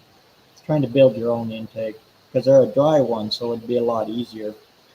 Well, the M, don't even waste your time. Just go right to the 400. The only I reason I really, say the M is because I know there's a whole bunch of them right now. And they all what run. in all honesty, the only difference between an M and a 400 is the crank. That's Yeah. it. It's just, I don't even know why Ford wasted their time with the M. The 400 was already in production. Maybe they were thinking it was going to be emissions friendly, or I don't know. I have no idea why they wasted their time with the M. They already had the small block. They already had a good big block. Well, yeah, they had the Windsor. Even the 351 Windsor was already out. 302, the 400, which I know the 400 was created to replace the FE.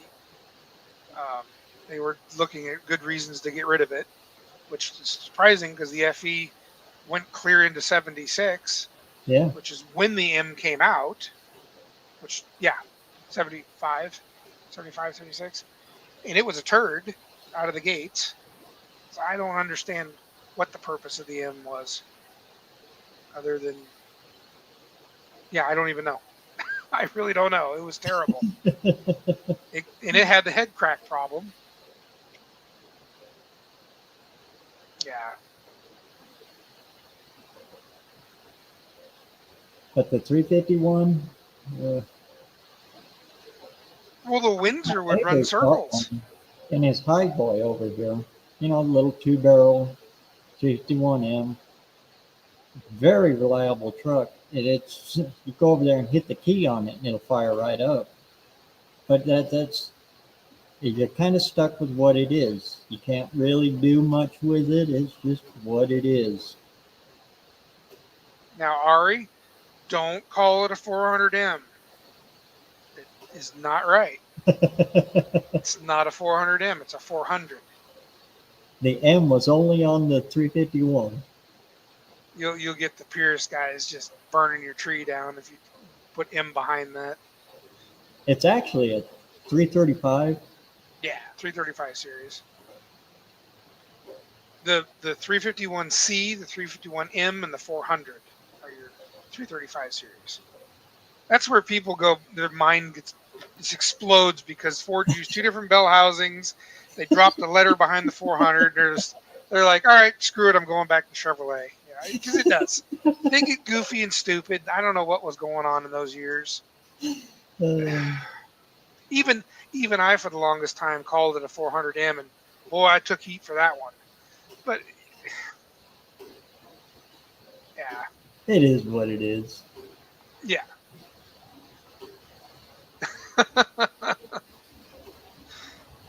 The 400.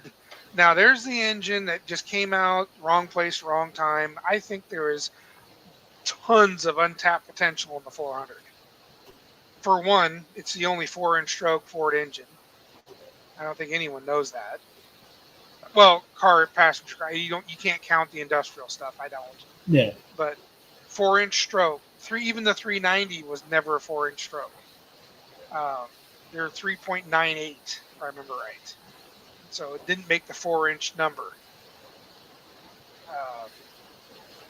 So I think there was tons of potential in the 400.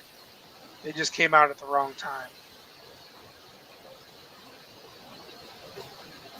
The 360. Yeah, that's another one. Well, 360 was a turd from the get-go. That's begging a crank and piston change like none other. And again, I don't understand why they did the 360 the dirty they did. And then they dumped it in the truck, and I'm like, that's where you need all the power. You put this 2-barrel turd in there instead, low compression. Come on, guys. It's like Ford was trying to not sell trucks. anyone who wanted to buy anything pulling power did not buy it with that engine in it. But at least it was an easy fix. You took the 360, you kicked the crank and pistons out of it, you put a 390 piston or crank and pistons in it. It was no longer the crappy 360 that it was. That was a good thing. I have the 400 in my Galaxy. I'm keeping it for future use, but I'm building an FE for it. Well, unfortunately, you'll find the FE, you'll like it better than the 400 anyways. You got to put a little bit of money into the 400, which I could tell you some of the tricks. But the FE, I think you'll probably be happier with anyways. I like FEs. The M with a brain fart. Yeah. Yep. Facts on that one there. Good to see you, man. I don't know what they were doing. I swear it had everything to do with the get fuel embargo emissions garbage, and it just tanked big time. And Ford was kind of ahead of the curve. Well, if you want to call it a curve, when it came to all that, because they cut everything early. Chevy went one more year, or GM went one They more cut it year. early, but they killed the engines. I know. They destroyed them. And the way they did it was horrible. I mean, anyone knew anything about emissions, you don't take compression away. You add to it and add a better, hotter spark, hotter fuel, and Exactly. they went completely 180 the other way. Oh yeah, let's take timing out of it and dump the compression. Oh, why? What are you doing? No. So now we get worse mileage Oh, it's and using twice low as much horsepower. fuel. That's where the 460, the friggin' fuel gauge was more active than the tachometer.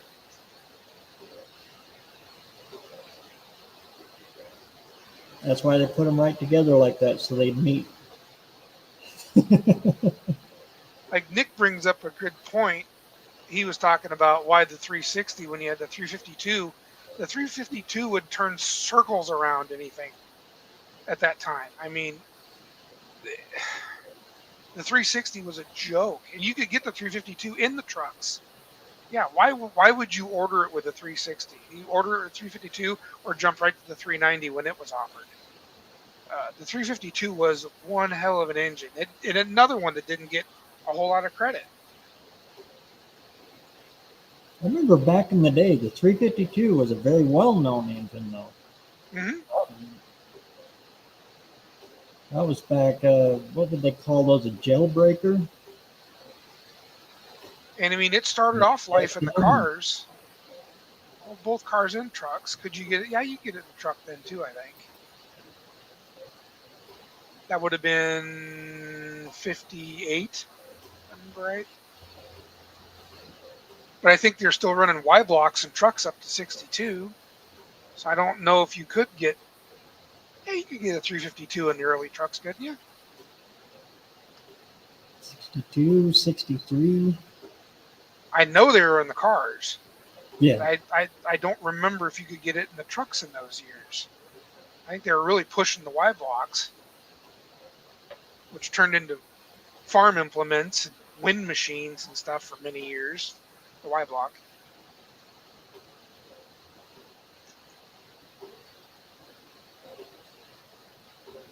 But the FE did keep the skirted design that went back Yes. to the Y block.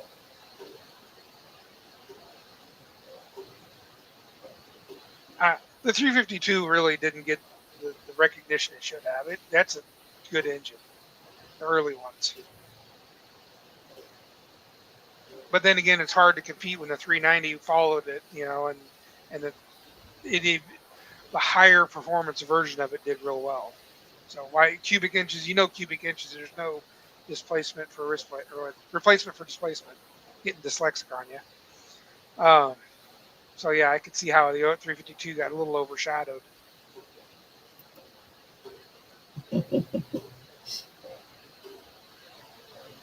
Yeah, you're never wrong as long as you're not all right.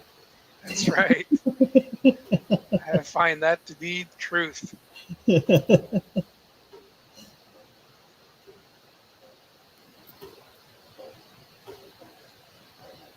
And the 428 is just magical. 27 or 28?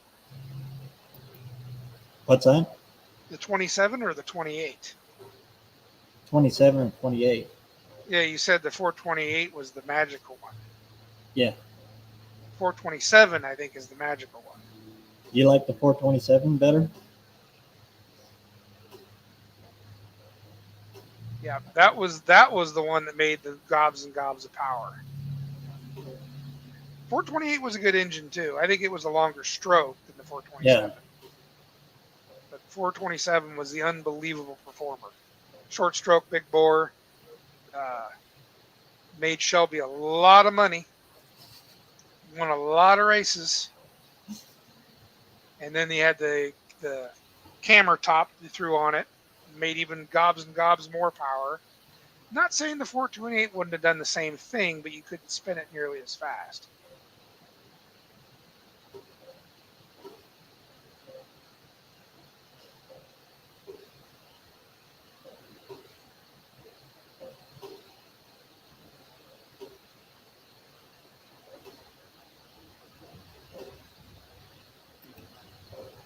Yeah, and his is just running a 360. Cousin Mike's truck is. For now. We got a 390 for it. And instead of changing that intake manifold on that 360, we're just pulling the whole dang motor and just swapping a 390 back in. There is no way I'm doing an intake manifold on a FE Ford on a lifted truck. Ain't happening. Cherry picker.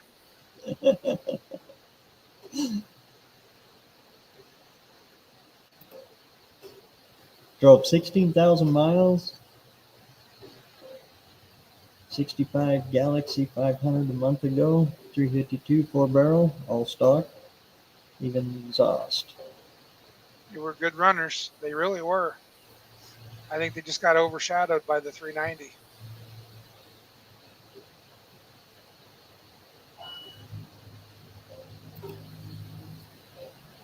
Was the 427 in Thunderbirds?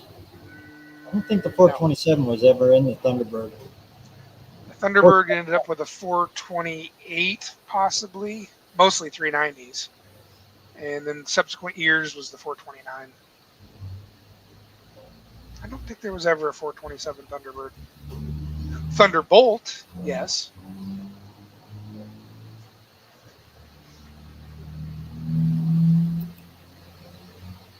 And then the 429. I really like the 385 series. They were really pretty good. They had a lot of stuff ironed out by then. Again, they just finally fully developed when, everything crashed. Well, again, Ford, I don't know what Ford's problem is, cylinder heads. That's probably the biggest Achilles heel with the big block Ford is the stupid flow of the exhaust port on the cylinder head. That thing's got to go up and make a freaking over 90-degree turn to come out. Dumb design, and you can't port it out because there's a water passage right underneath it. Yeah, aftermarket cylinder heads is probably your best thing you could do. Which who makes the? My mind is not working. Somebody makes that one that changes your exhaust ports to a big block Chevy. Right. No, there's a guy that's heavy in the big block Fords. He designed a set. Then Trick Flow also makes a set too. Who was that? Why can I not think of his name? Cass. John Cass. Casse. He designed a set of big block Ford heads, and they night and day difference. I mean, unbelievable. But it gets rid of that stupid turn, you know. In fact, I got a set of them sitting right here next to me. Casses? No, I wish. Oh, me too, man. If I had a set of them, it'd be a totally different direction.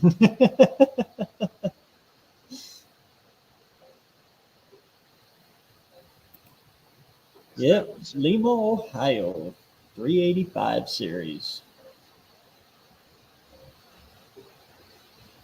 385, that was the stroke.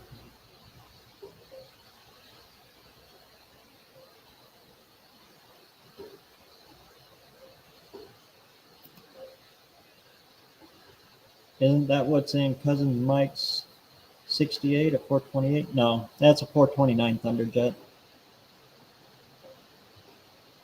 428 you found in a lot of Mercuries, though. Mm-hmm. 410. 410 was another popular one. What is it? 410 is a... Smaller bore. Yeah. Same stroke, smaller bore. Yep.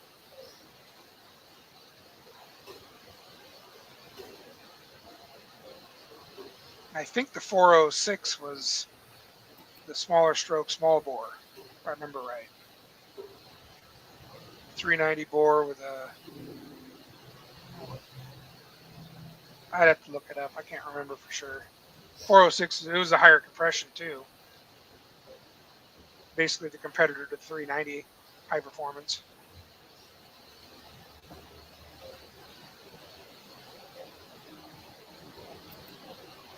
.429 Thunderjet. 360 horsepower. First year was 68.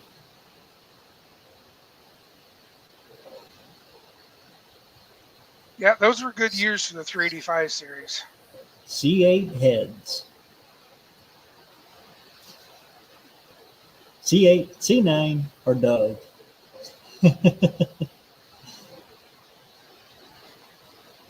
Yeah, the 72 heads, man. I really went backwards with those. I couldn't believe that. I didn't know how bad they really were until I had a set. I think I still have them in the shed. Probably should throw them away. They're really not worth anything. I What keep year? going back to them. 72, the D2 head. You got D2s? Yeah. Are they junk. cracked? Probably not. Why would you want those? Because if they're not cracked, those are the most rare D2s I think I've ever seen. Well, they're junk. Absolute garbage. Yeah, I didn't. I think it's because they're buried. I haven't thrown them away yet. But I didn't know how bad they were until I did the research on them. I'm like, wow, these are terrible. They've got no quench pads. No. They're just Yeah, they're complete. They're almost like a Hemi. Yeah, the pockets are recessed in them. I think that's why I kept them, is just to compare. I was going to do I used to take pictures of different cylinder heads and, catalog the differences and things.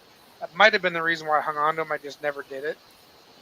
So I was doing that with all the small block stuff, and I never got around to the big block things. I think life kind of happened. Yeah, D1s and D2s. Holy cow, did they ever drop the ball on those? I think I have 73 heads on mine, if I remember right. Yeah, D3s are easy to find. Good Lord, They're I okay. for those. I didn't put screw in studs and change the rockers on it, which I wish I would have. I was kind of, not that much better now. I was kind of poor then. I'm just not as poor now as I was then. So the stamped rockers, and bolt down style rockers had to stay. Yeah, we're the 70s.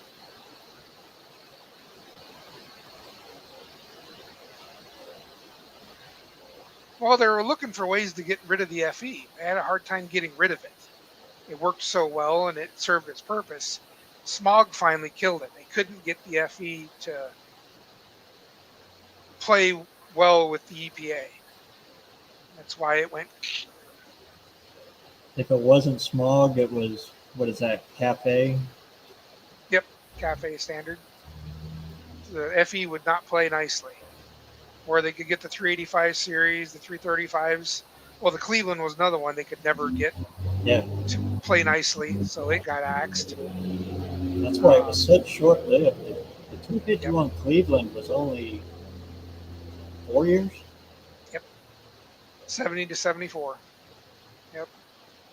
And by 74, it was a dog. Well, they changed the head around. The head design was so horrid, which is the modified garbage. And I don't remember, they did something to the cylinder head to from the 400 between 70 and 74.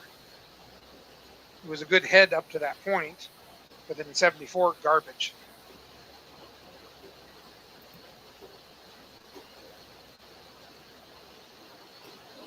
FT. Yeah, I don't know how long they ran the FT engine. I know last year it was offered trucks here in the States was 76. And that was it. 77, you're getting the 400 or the M block or 460. And I don't remember how far the 429 went. I know it stayed with cars.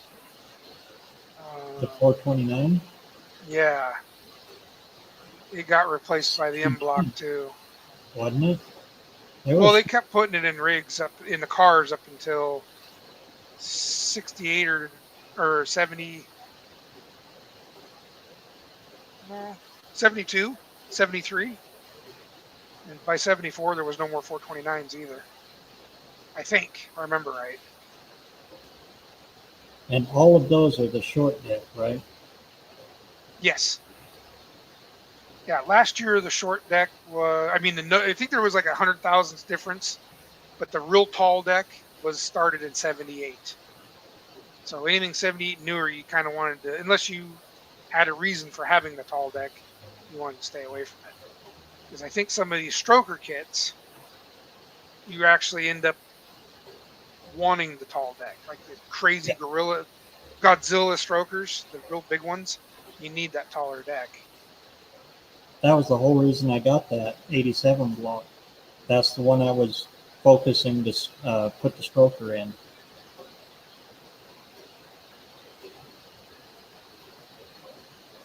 But again, I was going to do that for low RPM power numbers. Mm-hmm. Lower, Pulling power. Yeah. Well, the 460 in my truck, makes gobs of torque on the bottom end, but it's only 275 horse. But I can literally jump on the freeway with a load behind it. I'm passing traffic on the on-ramp, pulling a car trailer and everything. It just, it doesn't have a huge amount of horsepower, but it's got a boatload of torque. 466 foot-pounds or something like that at 3,000. Yeah, it does really good. And the faster you turn them, the more that gas needle comes down. So. Yeah. Oh yeah. Well, it doesn't do too bad. I think I've got the best of 14 miles to the gallon, which isn't too terrible. I don't have overdrive or nothing. Oh, see you later, Ari.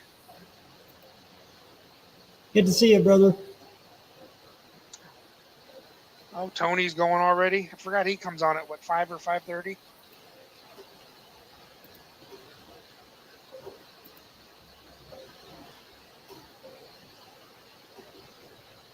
Oh, looks like he's going now. Well, if you want to shut yours down, that's cool. Don't hang out because of me. I got more house chores I got to go do. We could sit here and talk about this for the next 6 weeks. Oh, yeah. Oh, yeah.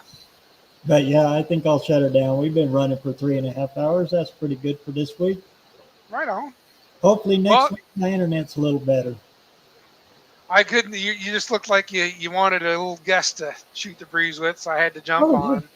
Otherwise, God knows what I'll ramble and bamble about. Hey, I'm usually listening. That's what I was doing. I had of course, these are starting to, the battery's going dead, so I'm usually listening to you when I'm motoring around the house, but you're like, somebody hit the link. All right, I'll come on in. So, well, thanks for having me. No problem, Ari. Or Ollie. They're close. It's close. One letter difference. Let's see here. There we go. And there's the link there for Uncle Tony's, I think. I'm usually good at multitasking as long as it's only one thing at a time. Oh, you do better than I do. I don't even know if I could run one of these live things. You're more skilled than I. There we go. Yeah, it was the right one. There's the link to Uncle Tony's. Everybody cruise on over there, and then after his is over, we'll all cruise on over to Ari's. Thanks a million, Ollie, for coming out. Hey, no problem, man. I had a good time. You have been with me since, good Lord, long. since my opening days. I can't believe it. I remember you being well under 500. Oh, yeah. Back in the, I'd like to get like 20. Yeah. uh, sure appreciate you, man, and everything you're doing. Keep up the great work. Any of you guys who Thanks. want to look into some Ford stuff, this is the man right here. Go check out his stuff. He's got some great stuff out there. I need to make more.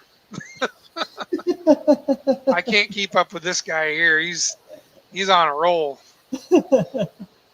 I took my foot off the gas here for a while, and it's hurt me a little bit, but Hey, I still watch it. It's good stuff. it's all fun stuff. Thanks for coming out, everybody, and we'll do this again next week. Till then, get out there and get some metal hot. And thanks again, Ollie. Good evening, guys.